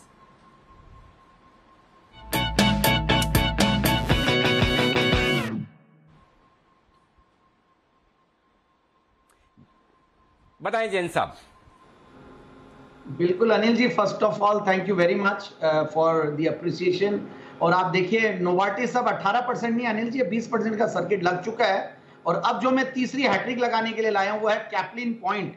अब स्क्रीन पे ऑलरेडी है ये कैप्लिन पॉइंट, आप देखिए। ये स्पेशल पिक के तौर पे मैं इसलिए लाया कि आज फार्मा स्टॉक जबरदस्त चल रहे, भले वो बड़े स्टॉक्स हो, डॉक्टर रेड्डीज हो या फिर मार्क्सन्स फार्मा हो। इतनी बड़ी पॉजिटिव न्यूज है इस सेगमेंट के लिए, तो I am very very bullish. और ऑलरेडी 2 स्टॉक्स में तो चौके छक्के लग ही चुके। कैप्लिन पॉइंट एक बेहतरीन स्टॉक है, इसको मैंने पहले भी कवर किया है। फिर अब इस बार जो मार्च का जो रिजल्ट है वो एक्सीलेंट रिजल्ट्स आए हैं। जब ऐसे रिजल्ट्स आते हैं तो और कॉन्फिडेंस बढ़ जाता है। और इसका मुझे आईपीओ का याद है, मैं 93, 94, 95 में थोड़ा आईपीओ में एज अ स्टूडेंट काम करता था, हालांकि बहुत लॉस खाया था, बट तब ये 94 में आईपीओ आया और 117 टाइम्स ओवर सब्सक्राइब हुआ था। और ये जबरदस्त कंपनी है, 2400 करीब ग्लोबल लाइसेंसेस अप्लाई किए हुए हैं, 330 करीब सबमिटेड है। और बहुत बढ़िया इमर्जिंग मार्केट्स में कंपनी एक्सपोर्ट्स करती है फार्मा के बहुत अलग अलग अपने एम्पूल्स, वायल्स और ये ऑप्थेल्मिक डोसेजेस और ये सब। सो मुझे लगता है कि जिस तरीके के फंडामेंटल्स है, 19 के पी मल्टीपल पे, रिटर्न ऑन कैपिटल एम्प्लॉयड 30-31 के लगभग, प्रॉफिट की कैगर 5 साल की 40%, प्रॉफिट सेल्स की कैगर 5 साल की 35% और 24 की आरओई। तो ऐसे टाइप के फंडामेंटल्स वाली कंपनी और जीरो डेट कंपनी, डेट्स को पूरा रिड्यूस कर लिया, बहुत ही स्ट्रॉन्ग फंडामेंटल्स है। और जो मार्च 21 का जो रिजल्ट था उसमें हाईएस्ट एवर क्वार्टरली प्रॉफिट्स दिए हैं। पिछले मार्च 20 में इन्होंने 50 करोड़ के लगभग का पैट दिया था, इस बार 66 करोड़ का। और सबसे बढ़िया बात है, पिछले 2 क्वार्टर में रिनाउंड और बहुत ही सेलिब्रेटेड इन्वेस्टर आशीष कचोलिया जी ने भी इसमें स्टेक बढ़ाई है। 1.08 था दिसंबर में, 1.16 मार्च में।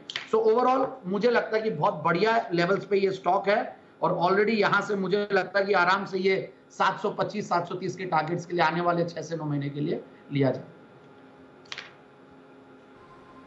ओके, तो ये है आज फार्मा स्टॉक्स की हैट्रिक है, स्टॉक्स में मजबूती की हैट्रिक है। 10% ऊपर है कैप्लिन पॉइंट, ये है स्टॉक जैन साहब की पसंद का। तो जैन साहब के अच्छा 3 स्टॉक एक साथ दिखाने का सिस्टम है क्या? अगर हो तो वो दिखाइए, नहीं तो कोई बात नहीं, एक एक करके भी आप दिखा सकते हैं। नोवार्टिस जैसी स्टॉक में 20%, ये तीनों जैन साहब देख रहे हैं स्क्रीन। नोवार्टिस 20% ऊपर के सर्किट पर, गजब। 7% आरपीजी लाइफ और 10% कैप्लिन पॉइंट। क्या स्टॉक सिलेक्शन किया है आपने, मजा आ गया। बहुत ही शानदार, बेहतरीन, बखूब, बहुत बढ़िया। तो बधाइयां जैन साहब इस बेहतरीन सिलेक्शन के लिए। तो ये 3 बेहतरीन स्टॉक जैन साहब की तरफ से आते हैं, बहुत ही शानदार। क्या ऐसा देखा आपने फार्मा शेयरों में जैन साहब, और कहां से ढूंढ के लाए इनको? नहीं अनिल जी, ऐसा लग रहा था कि मैं थोड़ा सा भी आईटी, फार्मा, एफएमसीजी इनके ऊपर आ रहा था और मुझे लग रहा है कि थोड़ा डिफेंसिव भी होना चाहिए। और फिर जिस तरीके से बायोकॉन जो एकदम सोया हुआ, जिसको लोग बाग आईटीसी और फार्मा बोलने लग गए थे, वहां पे भी मूव आने लग गया था और रिजल्ट्स बहुत बढ़िया आ रहे थे। फिर मार्क्सन्स फार्मा वाली बहुत बढ़िया न्यूज थी। मुझे लगा कि फार्मा ओवरऑल काफी सुर्खियों में रहेगा और ये कैप्लिन पॉइंट, एरिस लाइफ साइंस, ये ऐसे स्टॉक्स है जो कि जबरदस्त ग्रोथ दे रहे हैं पिछले कुछ सालों से। और नोवार्टिस देखिए बढ़िया एमएनसी है ही है, थोड़ा कम बात किया जाता है इस स्टॉक के बारे में। और आरपीजी लाइफ में आज सुबह इसलिए दिया था कि ये बढ़िया ऊपर जाने के बाद करेक्शन हो चुका और ऐसे लेवल पे था जहां पे कंसोलिडेशन हो गया और डाउनसाइड रिस्क नहीं है, क्योंकि ऐसे मार्केट्स में ऐसे हायर लेवल्स पे क्वालिटी स्टॉक्स, डिफेंसिव स्टॉक्स अगर अच्छे लेवल्स पे मिले और अच्छे फंडामेंटल्स वाले, तो मुझे लगता है कि वैसा ही स्ट्रेटेजी अपनाना चाहिए। ऐसे ही कुछ और लाएंगे अनिल जी नेक्स्ट वीक भी। बिल्कुल, तो नजर रखिए, नोवार्टिस जबरदस्त एक्शन में भारतीय बाजारों में भी दिख रहा है और इसकी अगर आप ग्लोबल बाजारों में भी चाल देखें, ऑफ कोर्स 20% की तो चाल नहीं है, बट स्विस मार्केट्स में भी पिछले 3 दिनों में 5-6% की तेजी दिखाई है। कल यूएस मार्केट में भी ये स्टॉक एक्शन में था और आज भारतीय बाजार में भी देखिए 20% का जबरदस्त उछाल नोवार्टिस आपको दिखा रहा है। साथ ही जैन साहब की दूसरी पिक्स आरपीजी लाइफ नजर रखिए और अभी की रिकमेंडेशन कैप्लिन पॉइंट, इस पर भी जबरदस्त एक्शन बनते हुए दिख रहा है। पर एक्शन बाजार में हम देख रहे हैं कोल इंडिया पर भी बना हुआ है और नतीजों से पहले बाजार में थोड़ा एक्साइटमेंट है कोल इंडिया को लेकर। तो आइए जानते हैं कि नतीजे किस तरह के रहेंगे इस कंपनी के, आशीष के साथ। आशीष बताइए, कोल इंडिया से क्या है एक्सपेक्टेशंस? दीपांशु, नतीजे तो आपको कमजोर देखने को मिलेंगे। पिछले साल के मुकाबले अगर आप देखें तो कंपनी का जो मुनाफा है इसमें आपको 25% की गिरावट देखने को मिलेगी। 3,457 करोड़ का आंकड़ा हम एक्सपेक्ट कर रहे हैं। और क्योंकि इस तिमाही के दौरान अगर आप देखें तो जो ई ऑप्शंस प्रीमियम है वो भी थोड़े से पिछले साल के मुकाबले गिरे ही हैं, इसके लिए मार्जिन पर भी आपको इसका असर देखना होगा। 24.4% से मार्जिन घटकर 19.7% के आसपास रहेंगे और कामकाजी मुनाफा, जैसा कि मैंने आपको बताया कि कीमतों में जो गिरावट है इसका असर देखने को मिलेगा। 21% की गिरावट आपको एबिटा में देखने को मिलेगी और टॉप लाइन बिल्कुल फ्लैट रहेगी, करीब 2% की गिरावट के साथ। लेकिन पावर कंपनी से जिस प्रकार के रिसीवेबल्स में एक सुधार देखने को मिल सकता है, उसको लेकर बाजार उत्साहित नजर आएगा। बाकी क्षमता विस्तार पर मैनेजमेंट की क्या कमेंट्री आती है इस पर नजर रखनी होगी, लेकिन आंकड़ों के हिसाब से अगर आप देखें तो नतीजे हल्के कमजोर देखने को मिलेंगे। ओके, तो आंकड़ों के लिहाज से देखें तो नतीजे थोड़े कमजोर आते हुए दिखेंगे, बट ऑलरेडी हम देख रहे हैं कि किसी भी रैली में स्टॉक ने पार्टिसिपेट नहीं किया है। 120 के करीब के लाइफ लो से स्टॉक में जरूर रिकवरी आती हुई दिखी है, पर अब देखते हैं किस तरह का मोमेंटम कोल इंडिया आपको पिकअप करते हुए दिखेगा। आज सुबह अनिल जी भी बात कर रहे थे, 2000 में इसके लिए इस पर खरीदारी की राय दी गई है, तो नजर रखिए स्टॉक पर आपको अच्छी मूव आती हुई दिख सकती है। एक राय ले लेते हैं सुमित जी से चार्ट्स पर। सुमित जी बताएं, कोल इंडिया 4% ऊपर नतीजों से पहले, क्या राय है, इंपॉर्टेंट लेवल्स क्या है सर? दीपांशु, स्टॉक का स्ट्रक्चर मजबूत है, स्टॉक कंटिन्यूसली तेजी के ट्रेंड के अंदर में है। स्टॉक में यहाँ से ऊपर का मूव ही देखने को मिलना चाहिए और पोजीशन होल्ड करके चलने का सलाह रहेगा। कोल इंडिया ऊपर में 160 से 165 तक का मूव दिखा सकता है, तो जिन्होंने पोजीशंस बना रखी है वो लोग पोजीशंस होल्ड करें। 165 का लेवल टूटने पे 170 से 175 तक के लेवल भी देखने को मिल सकते हैं, तो पोजीशंस होल्ड करके चलने का सलाह रहेगा कोल इंडिया में। 160 के ऊपर क्लोजिंग मिलने पे 165 से 170 के लेवल देखने को मिल सकते हैं। ओके, तो ये है आपके लिए राय कोल इंडिया पर। कल आने वाले हैं नतीजे और माफ कीजिए, कल है रिजल्ट, कब है दीप? कल ही है ना इसके रिजल्ट कोल इंडिया के? सर नेक्स्ट ट्रेडिंग डे कल के हिसाब से बोले तो मंडे को है।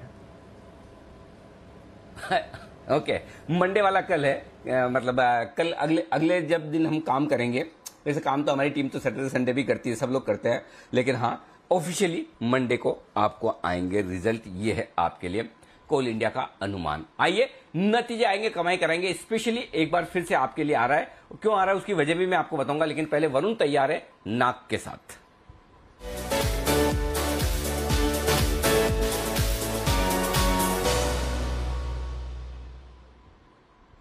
बताएं वरुण।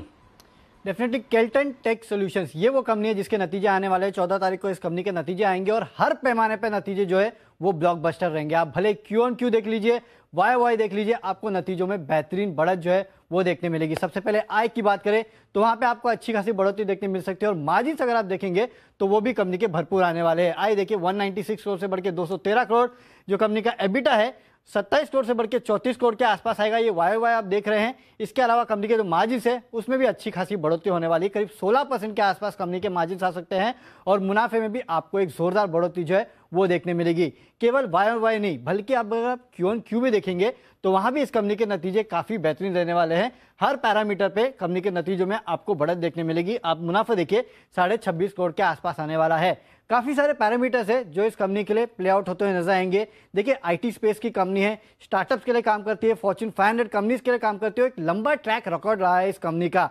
डिजिटल ट्रांसफॉर्मेशन जो है उससे इस कंपनी का करीब 75% के आसपास की आय आती है और काफी हद तक इस कंपनी की जो आय है वो यूएस के मार्केट से आती है। तो एक बहुत बड़ा एक्सपोजर जो है इस कंपनी का यूएस के मार्केट में है। बाकी कारोबार जो है एंटरप्राइज सोल्यूशन, वहां पे भी प्रदर्शन जो है वो काफी बेहतर रहने वाला है। और लगातार देखिए एफआईएस भी इस कंपनी में हिस्सा खरीदते जा रहे हैं। मुझे याद है पिछले कुछ समय पहले ही करीब 1.3% के आसपास का हिस्सा जो है एफआईएस ने इस कंपनी में खरीदा था। कहीं ना कहीं वो भी एंटिसिपेट कर रहे हैं कि कंपनी का प्रदर्शन जो है वो काफी बेहतर रहने वाला है। तो केल्टन टेक ये वो कंपनी है जिसमें नजर रखिएगा। ईयर ऑन ईयर और क्वार्टर ऑन क्वार्टर दोनों में नतीजे जो है उसमें आपको बेहतरीन बढ़ोतरी देखने मिलेगी। ओके, तो ये है आपके लिए नतीजों का पूर्वानुमान और आप देख ही रहे हैं कि कुशल और हमारी टीम किस तरह से रिजल्ट्स का पूरा विश्लेषण आपके सामने पहले लेकर आती है। आज भी देखिए ई क्लर्क्स जो नतीजे आपने देखे हैं दमदार और उसके बाद स्टॉक 20% चल चुका है। टीसीआई एक्सप्रेस आपके सामने था। हाल ही के सारे रिजल्ट्स वाले ये सारे स्टॉक्स बड़ी तेजी से भागे हैं। केल्टन में भी अच्छे नतीजों का अनुमान लेकर चल रहे हैं और आमतौर पर हम नतीजे आएंगे कमाई कराएंगे दिन में एक ही स्टॉक सुबह 9:45 बजे के आसपास आता है, लेकिन आज इसको अभी करने के पीछे वजह यह थी कि कुशल ने हमें यह बताया कि सोमवार सुबह 9 बजे बोर्ड मीटिंग है। वो टाइमिंग तक का ध्यान रखते हैं कि रिजल्ट्स कितनी बजे आ रहे हैं। तो सोमवार सुबह 9 बजे चूंकि टाइमिंग है तो जाहिर सी बात है कि किसी भी वक्त 9 बजे के आसपास बाजार खुलने के आसपास नतीजे आ सकते हैं। तो इसलिए अनुमान आज ही पहले आपके लिए रख दिया जाए। सोमवार सुबह 9 बजे नतीजे, तो किसी वक्त बाजार खुलने के आसपास नतीजे आते हुए दिखेंगे और इन नतीजों के दम पर आपको एक्शन पूरा देखने को मिलेगा। तो केल्टन टेक, अरे अभी जैन साहब कैप्लिन पॉइंट बोल के गए तो वही ध्यान में आ रहा था। केल्टन टेक्नोलॉजी सॉल्यूशंस ये है आपके लिए रिजल्ट्स का अनुमान आपके सामने। एक बार जल्दी से इसके चार्ट पर राय ले ली जाए। सुमित जी, 100 रुपए से नीचे का स्टॉक है, आपके अधिकार क्षेत्र में आता है, बताएं सर। अनिल जी देखिए स्टॉक का स्ट्रक्चर बढ़िया है। पिछले 10-15 दिनों में देखेंगे तो स्टॉक लोअर लेवल से वन वे तेजी ही दिखा रहा है और अभी स्टॉक यहाँ से और ऊपर लगता है। स्टॉक के अंदर आने वाले दिनों में 3 डिजिट बिल्कुल देखने को मिलना चाहिए। 95 से 100 रुपए तक के लेवल आने वाले दिनों में शॉर्ट टर्म में देखने को मिलेंगे और एक बार 100 का लेवल ऊपर में क्रॉस कर देता है तो फिर ये रैली और ऊपर में बढ़ती हुई देखने को मिलेगी। बट फिलहाल 95 से 100 के टारगेट के लिए पोजीशन छोड़ करके चलने का सलाह रहेगा। ये है आपके लिए केल्टन टेक सॉल्यूशंस पर राय आती हुई सुमित जी की तरफ से। कैश का ऑप्शन देने के लिए तैयार हैं जय ठक्कर।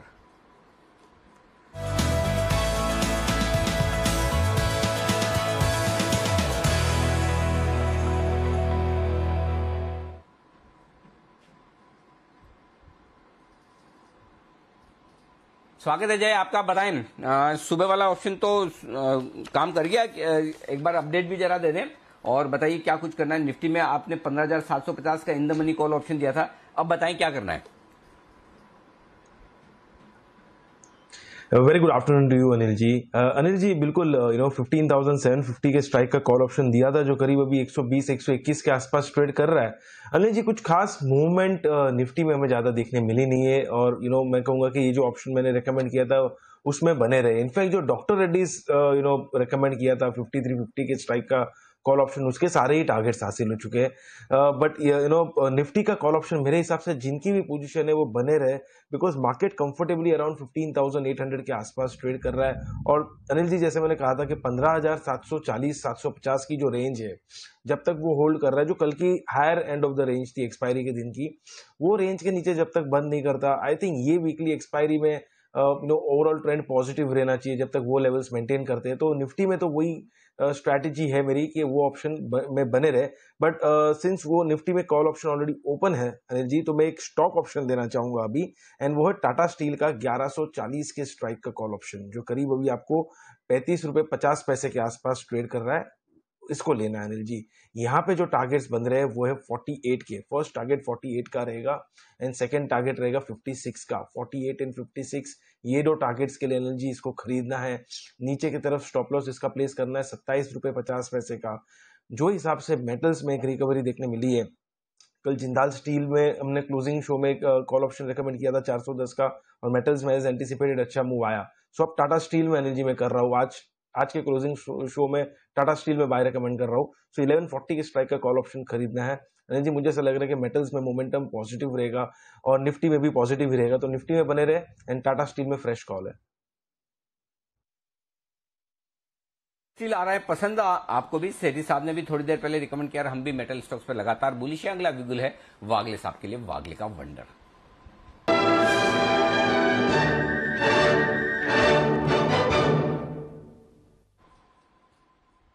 बताएं सर। कोइंसिडेंस है, मेरा भी स्टॉक टाटा स्टील ही है और मेरा और जय का बीटीएसटी कॉल काफी टाइम से मैच हो रहा है, मतलब हफ्ते में 2 या 3 दिन तो हो ही जाता है। मुझे लगता है टाटा स्टील 1150 तक जाने के लिए तैयार है। आपको ये मंडे मॉर्निंग को ही लेवल्स मिलने चाहिए। आप एक 6 रुपए की रिस्क ले लें और 12 से 14 रुपए का रिटर्न मिल सकता है। आपका स्टॉप लॉस 1132 होना चाहिए।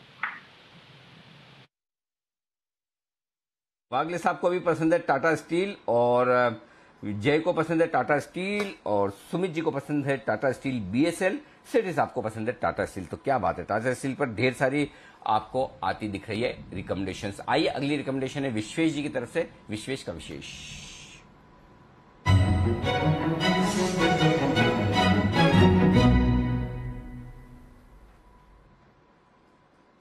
बताएं विश्वेश जी। अनिल जी मुझे भी पसंद है टाटा स्टील। मैंने एक्चुअली 1200 का कॉल ऑप्शन दिया था 14 पे, ऑलमोस्ट 20 का पहला टारगेट था, वो आ रहा है। मुझे लगता है कि मोमेंटम यहाँ है, लेकिन अभी जो मैंने स्टॉक चुना अनिल जी वो शायद मंडे के लिए काफी बड़ा मूव हो सकता है और कैश बेस्ड स्टॉक है, तो मुझे लग रहा है यहाँ पे कन्विक्शन के साथ ट्रेड कर सकते हैं। स्टॉक का नाम है डेवलपमेंट क्रेडिट बैंक डीसीबी। 108-109 के आसपास चल रहा है। 77 लाख शेयर का वॉल्यूम है, विच इन माय ओपिनियन लास्ट 1 साल में सबसे हाईएस्ट है। एक बहुत ही ब्यूटीफुल पैटर्न कहेंगे जिसको फ्लैग पैटर्न कहते हैं, प्लस मीडियम टर्म स्केल के ऊपर देखे तो इन्वर्टेड हेड एंड शोल्डर है। जिस हिसाब से स्ट्रक्चर है I feel that the DCB is heading for 125। बहुत ही छोटा स्टॉप लॉस है, 104 का स्टॉप लॉस। 118 और 125 के टारगेट के लिए डेवलपमेंट क्रेडिट बैंक को मुझे लगता है बाय करके जाना चाहिए मंडे को। This can be a out performer compare to other stocks. ये है आपके लिए डीसीबी बैंक में खरीदारी करने की राय। डीसीबी बैंक जाना पहचाना सुना सुना सा नाम लग रहा है। 10 की कमाई में कुणाल जी और राकेश जी की तरफ से आज सुबह रिकमेंड हुआ। धन्यवाद स्वीकार कर लें आपका, उनके तहे दिल से आपको धन्यवाद है। वो बोले ना बोले, मैं अपने आप ही करवा देता हूं ताकि क्या है ऑब्लिगेशन बना रहे। तो विश्वेश जी आप धन्यवाद ले लें कुणाल जी और राकेश जी की तरफ से। आइए अपडेट ले लें आशीष जी की तरफ से।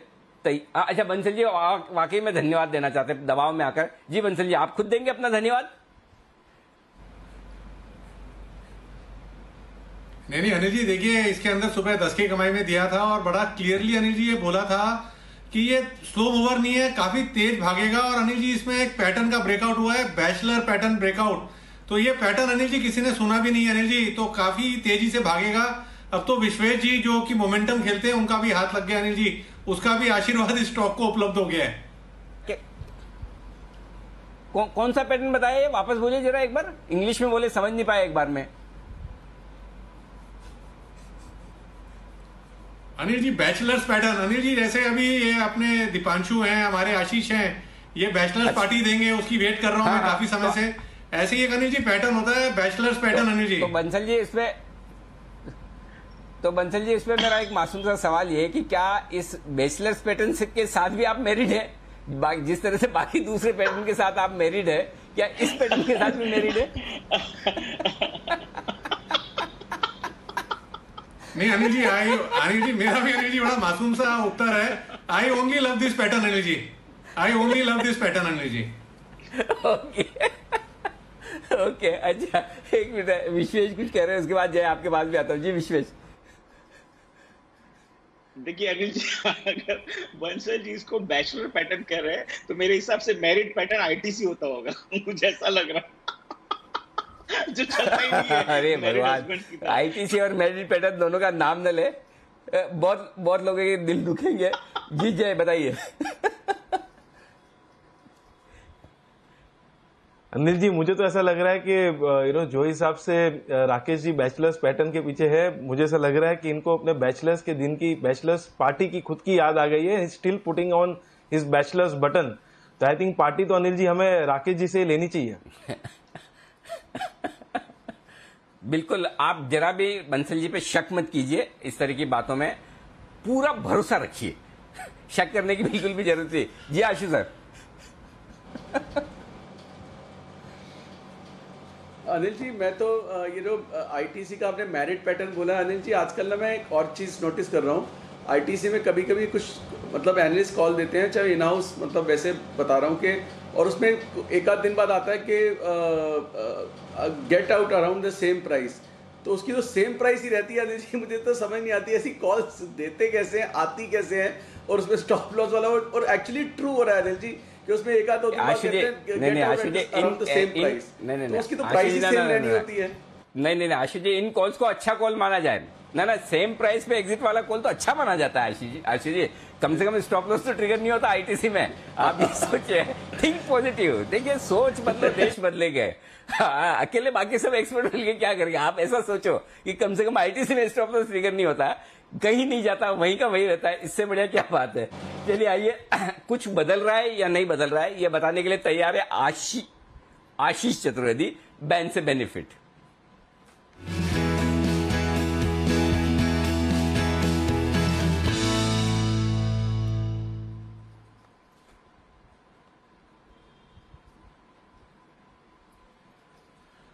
बताएं आशीष, क्या है सिचुएशन एफएनओ बैन के स्टॉक्स की? अनिल जी, फिलहाल 5 स्टॉक बैन में, और 5 में से कोई भी स्टॉक ऐसा नहीं है जिसकी मार्केट वाइड पोजीशन लिमिट 80% से कम हो गई हो, यानी कोई भी स्टॉक ऐसा नहीं है जो बैन से बाहर आएगा। India bulls housing finance, BHEL, Canara bank, NALCO और सन टीवी, ये पांचों स्टॉक जो है बैन में बने रहेंगे। बहुत स्लाइड प्रोबेबिलिटी बन रही है, बहुत कम आसार है पीएनबी के, क्योंकि अगर मार्केट वाइड पोजीशन लिमिट अगर आप देखें तो 94% पर आई है, 95% के मार्क को अभी तक तो क्रॉस नहीं किया, थोड़ी सी स्लाइड प्रोबेबिलिटी है, नहीं तो इसका आना भी मुश्किल है। तो कोई भी चेंजेस नहीं होंगे, 5 स्टॉक जो बैन में है वो बैन में बने रहेंगे। 5 स्टॉक्स जो बैन में है वो बैन में बने रहेंगे। कोई फ्रेश एडिशंस आशीष हो सकते हैं, या इस बार फ्रेश एडिशंस नहीं दिख रहे हैं?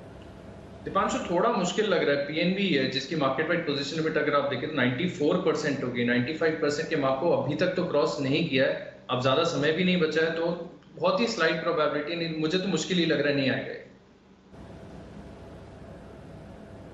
ओके, तो बदलाव नहीं होंगे, 5 स्टॉक्स जो बैन में बने हुए हैं वो बने रहेंगे। शुक्रिया आशीष हमारे साथ जुड़ने के लिए और बैन से बेनिफिट का अपडेट देने के लिए। पर आइए आज और इस हफ्ते के फाइनल मार्केट अपडेट और स्ट्रैटेजी के लिए चलते हैं अनिल जी के पास।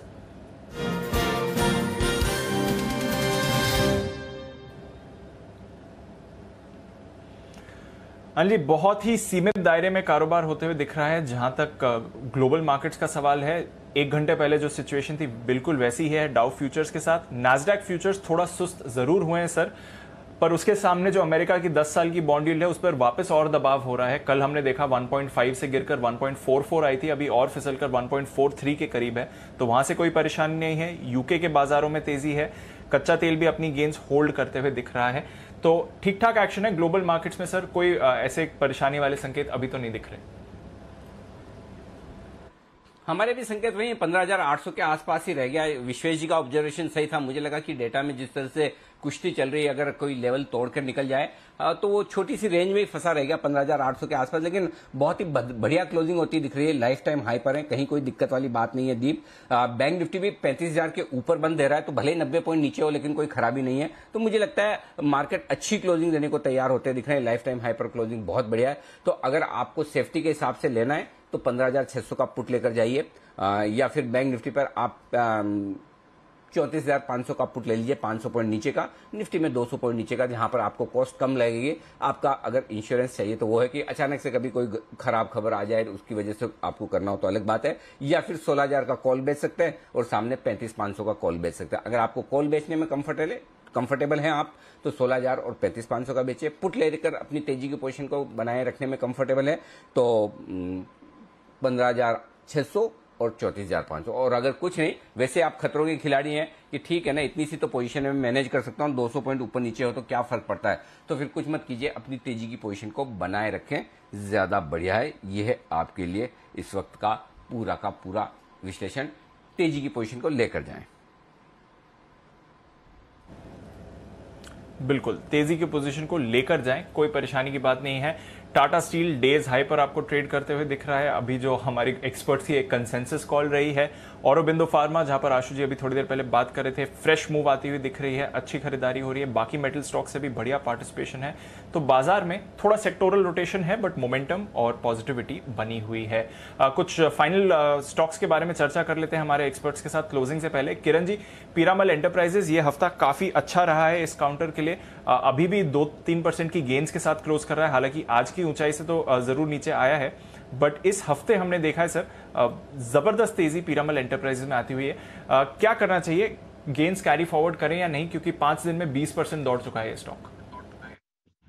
बिल्कुल दीप, बहुत बड़ी वर्टिकल रैली हमने देखी 1700 से लेके 2300 के आसपास। तो इतने बड़ी रैली के बाद थोड़ा सा टाइम करेक्शन करेगा और उसमें से थोड़ा सा प्राइस करेक्शन भी हो सकता है। अगर आपको पोजीशन रखनी है तो आपके स्टॉप लॉसेस काफी नीचे रहेंगे, 2050 के नीचे रहेंगे। तो मेरा मानना है कि 250 रुपए अगर नीचे के स्टॉप लॉसेस है और कोई बचा सकता है तो बहुत डिफिकल्ट है, पर अगर बचा सकता है तो वही स्टॉप लॉसेस होंगे। मेरा मानना है कि लॉन्ग पोजीशंस रखने चाहिए और अगर प्रॉफिट बुकिंग करनी है तो ये सही लेवल से एक बार वापस एक बार टाइम कंसोलिडेशन हो जाएगा, उसके बाद वापस एक बार ब्रेकआउट आएगा तब ले सकते हैं। ओके, तो अगर चाहें तो थोड़ा मुनाफा बुक कर लें या फिर कैरी फॉरवर्ड करें। हल्का सा कंसोलिडेशन आ सकता है 20% की मूव के बाद, बट अच्छी तेजी है।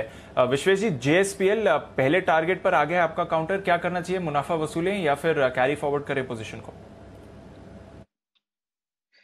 देखिए दीपांशु, मेरे हिसाब से जिसको जो मेटल समझ में आता हो वो अपनी शक्ति अनुसार घर लेके जाए। मुझे लगता है मंडे को इनको चलना है।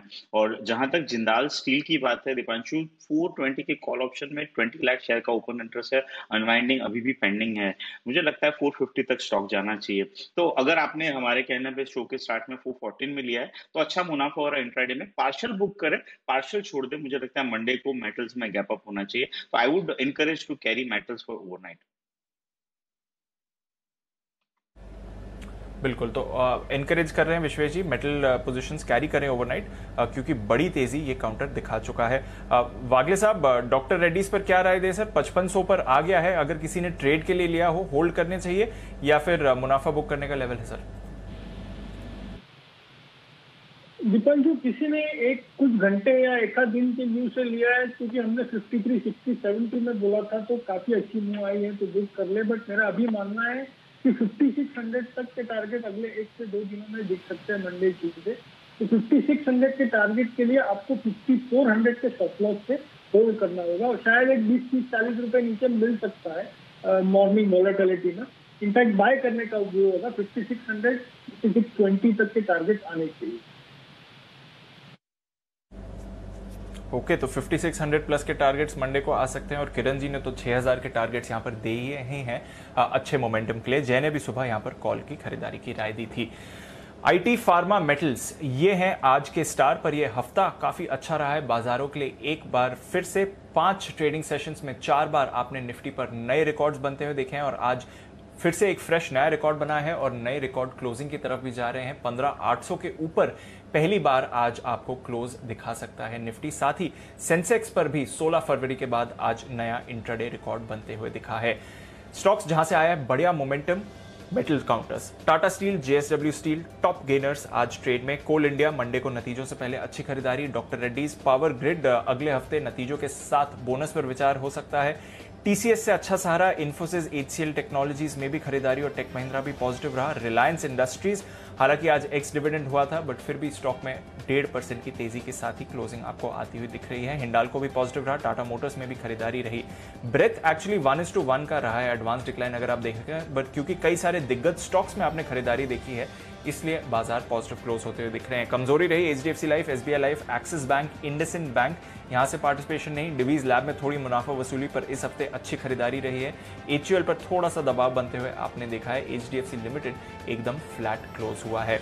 वायदा बाजार की बात करें तो एयू स्मॉल फाइनेंस बैंक जिसकी बात चल रही थी 6.5% की तेजी। सेल आज ही आया वायदा कारोबार के बैन से बाहर और नतीजे भी अच्छे रहे। दोनों का रिएक्शन 5% ऊपर, डेज हाई के करीब बंद होता हुआ। औरोबिंदो फार्मा 5% ऊपर। L and T Infotech, JSPL Alembic pharma, Mahanagar gas, Ashok Leyland, Glenmark, Piramal enterprises, Cadila, साथ ही आपने देखा एल&टी टेक्नोलॉजीज और कोफोर्ज, यहां पर भी अच्छी खरीदारी रही। और एम्फेसिस, ये भी एक स्टॉक था जिसने आउट परफॉर्म करा। कुछ सर्किट काउंटर्स आज के, ई क्लर्क्स 20% नतीजों का रिएक्शन, नतीजे आएंगे कमाई कराएंगे में हमने आपको हाईलाइट किया था ये स्टॉक। मार्क्सन्स फार्मा, दुनिया का सबसे बड़ा फार्मा फंड कंपनी में निवेश करने जा रहा है, 20% का सर्किट। और साथ ही नोवार्टिस, जैन साहब की आज सुबह के पिक, ये भी 20% के सर्किट पर। थायरोकेयर एक और बढ़िया दिन, 11% की तेजी के काउंटर दिखाते हुए गया, पिछले 2 दिनों से अच्छी खरीदारी आ रही है। डीसीबी बैंक अभी पिक आई थी विश्वेश जी की तरफ से, सुबह राकेश जी, कुणाल जी की तरफ से अच्छी खरीदारी। Hindustan copper, Motilal Oswal, ICICI securities, हमारा आज का एसआईपी स्टॉक भी 4.5% ऊपर बंद होते हुए दिख रहा। तो अनिल जी, एक बार फिर से हिस्टोरिकल दिन, नए रिकॉर्ड्स निफ्टी 16 फरवरी के बाद नया रिकॉर्ड सेंसेक्स पर, और पहली बार 15,800 के ऊपर एटलीस्ट प्रोविजनल क्लोजिंग फिगर तो आ ही गया है सर। ओके, क्लोजिंग होती हुई दिख रही है इस वक्त बाजारों के, शानदार क्लोजिंग और बेहतरीन एक्शन आज हफ्ते के आखिरी दिन। नया रिकॉर्ड इंट्राडे में भी और क्लोजिंग में भी, सेंसेक्स में भी और निफ्टी में भी, और बैंक निफ्टी भी बहुत अच्छा तो नहीं, लेकिन चलिए फिर भी 35,000 के ऊपर बंद होने में रहा कामयाब। आइए बाजार बंद होने के बाद का एक्शन बता दिया जाए। शाम 4:30 बजे कमोडिटी बाजार के बड़े एक्शन पर आज रहेगा फोकस। हमारी खास पेशकश है एमएसपी पर, मॉनसून का सपोर्ट, खेती की ग्राउंड रिपोर्ट। ये है एमएसपी पर हमारी खास पेशकश। मॉनसून की शानदार आगमन और खरीफ फसलों के एमएसपी बढ़ने के बाद क्या अब किसानों को बम्पर फायदा होगा? इस साल ज्यादा मिलेंगे दाम? क्या किसानों का होगा पूरा काम? ये है हमारी विशेष पेशकश, मिस मत कीजिएगा। शाम 5 बजे भी एक विशेष शो आपके लिए आने के लिए तैयार है, एक वैक्सीन 100 बयान। जी हाँ, पब्लिक हेल्थ एक्सपर्ट ग्रुप के ने प्रधानमंत्री मोदी को अपनी एक और रिपोर्ट भेजी और उसमें यह कहा है कि देश में सभी लोगों को वैक्सीन लगाने की जरूरत नहीं है। साथ ही यह भी कहा है कि सरकार को कोविशील्ड के सेकंड डोज जल्दी लगाने चाहिए। रिपोर्ट में यह भी कहा है कि अगर अंधाधुंध तरीके से वैक्सीनेशन जारी रहा तो कोरोना के म्यूटेशन का खतरा बढ़ जाएगा। और परेशानी यह है कि अभी कुछ दिनों पहले इस तरह की रिपोर्ट आई थी कि वैक्सीन की सेकंड डोज का मियाद बढ़ानी चाहिए, दोनों में डिफरेंस बढ़ना चाहिए, गैप बढ़ना चाहिए। और कहा यह भी गया था कि सरकार को जितना जल्दी हो सबका वैक्सीनेशन कर लेना चाहिए। इसमें सवाल ये उठता है कि ऐसी रिपोर्टें सरकार का काम आसान करने के बजाय उलझा रही हैं।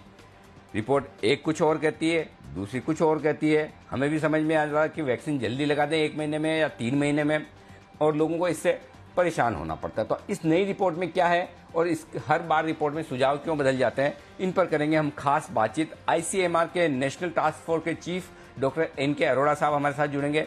Indian medical association of preventive and social medicine की प्रेसिडेंट डॉक्टर सुनीला गर्ग होंगी हमारे साथ, और एम्स के पूर्व डायरेक्टर डॉक्टर एमसी मिश्रा साहब भी हमारे साथ जुड़ेंगे। एक वैक्सीन 100 बयान, ये है आज का शाम का 5 बजे का विशेष शो। आइए रात 8 बजे आपके लिए स्पेशल इंडिया 360 डिग्री, इसकी आपके लिए कुछ बेहतरीन कवर स्टोरीज। रफ्तार पर ब्रेक, जी हाँ, ये कुणाल जी और राकेश जी, आशुष जी आपके लिए विशेष तौर पर, दिल्ली के हमारे खास महानुभाव।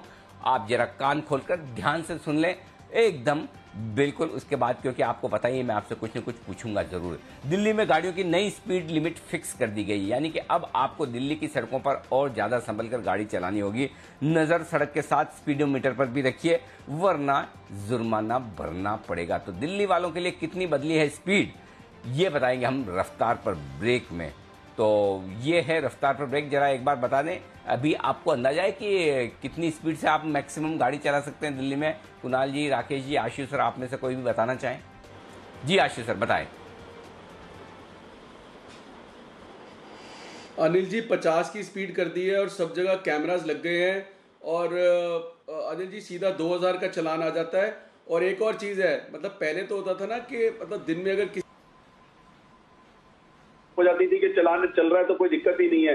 अब तो अनिल जी अगर आपने 4 बार स्पीड का चलान आ गया तो आपको 8,000 का चलान आ जाएगा। तो अनिल जी बहुत ध्यान से करना पड़ता है। बट अनिल जी मैंने सुना है कि एक ऐप भी आई है, वो ऐप है, वो आपको बताती है, मतलब अगर आप ऐप चला के गाड़ी चलाएं, वो ऐप आपको बताती है कहाँ कहाँ कैमरास लगे हुए हैं। तो अनिल जी ऐसा भी अगर कोई ऐप है, आप भी इसके बारे में भी कोई प्रोग्राम करते हैं अनिल जी, बचाने वाला प्रोग्राम भी करते हैं?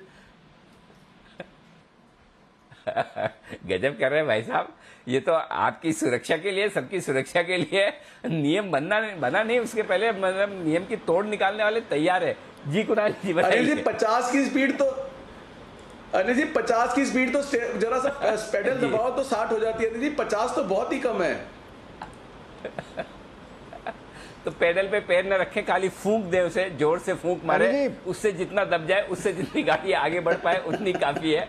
पेडल पे पैर ये, और पेडल मतलब जो रेस, जिस पर रेस पर आप जो पैर रखते हैं, जिसे साइकिल की भाषा में पेडल कहते हैं। जी कुणाल जी। अनिल जी देखिए, मेरी गाड़ी में तो आप बैठे हैं मेरे साथ, तो अनिल जी आज तक मैंने जीवन में आपको डरा हुआ केवल एक ही बार देखा है अनिल जी, जब आप साथ में बैठे हुए थे, मैं गाड़ी चला रहा था। तो अनिल जी वही समय है जब आप डरे हुए मुझे आज तक दिखाई पड़े हैं। तो अनिल जी देखिए, सिंपल सा रूल है अनिल जी, जो बगल में बैठा है जब वो डरने लगे तो स्पीड को कम कर ले, बस ये अनिल जी नियम होना चाहिए। नहीं, मैं आपकी स्पीड से नहीं डरा। स्पीड के हिसाब से तो मुझे 2-3-4 बार ये ख्याल आया कि मैं उतर के भागूं तो शायद कुणाल जी की स्पीड से जल्दी पहुंचो, लेकिन जिस आदर्श तरीके से आप ड्राइविंग करते हैं उसको देखकर जरूर मुझे डर लगा। स्पीड से बिल्कुल नहीं डरा। स्पीड के मामले में तो मैंने ऐसे सोचा कि कुणाल जी के साथ गाड़ी में जाने से बेटर ऐसा नहीं है कि हम दौड़कर भागकर जल्दी पहुंच जाए डेस्टिनेशन पे।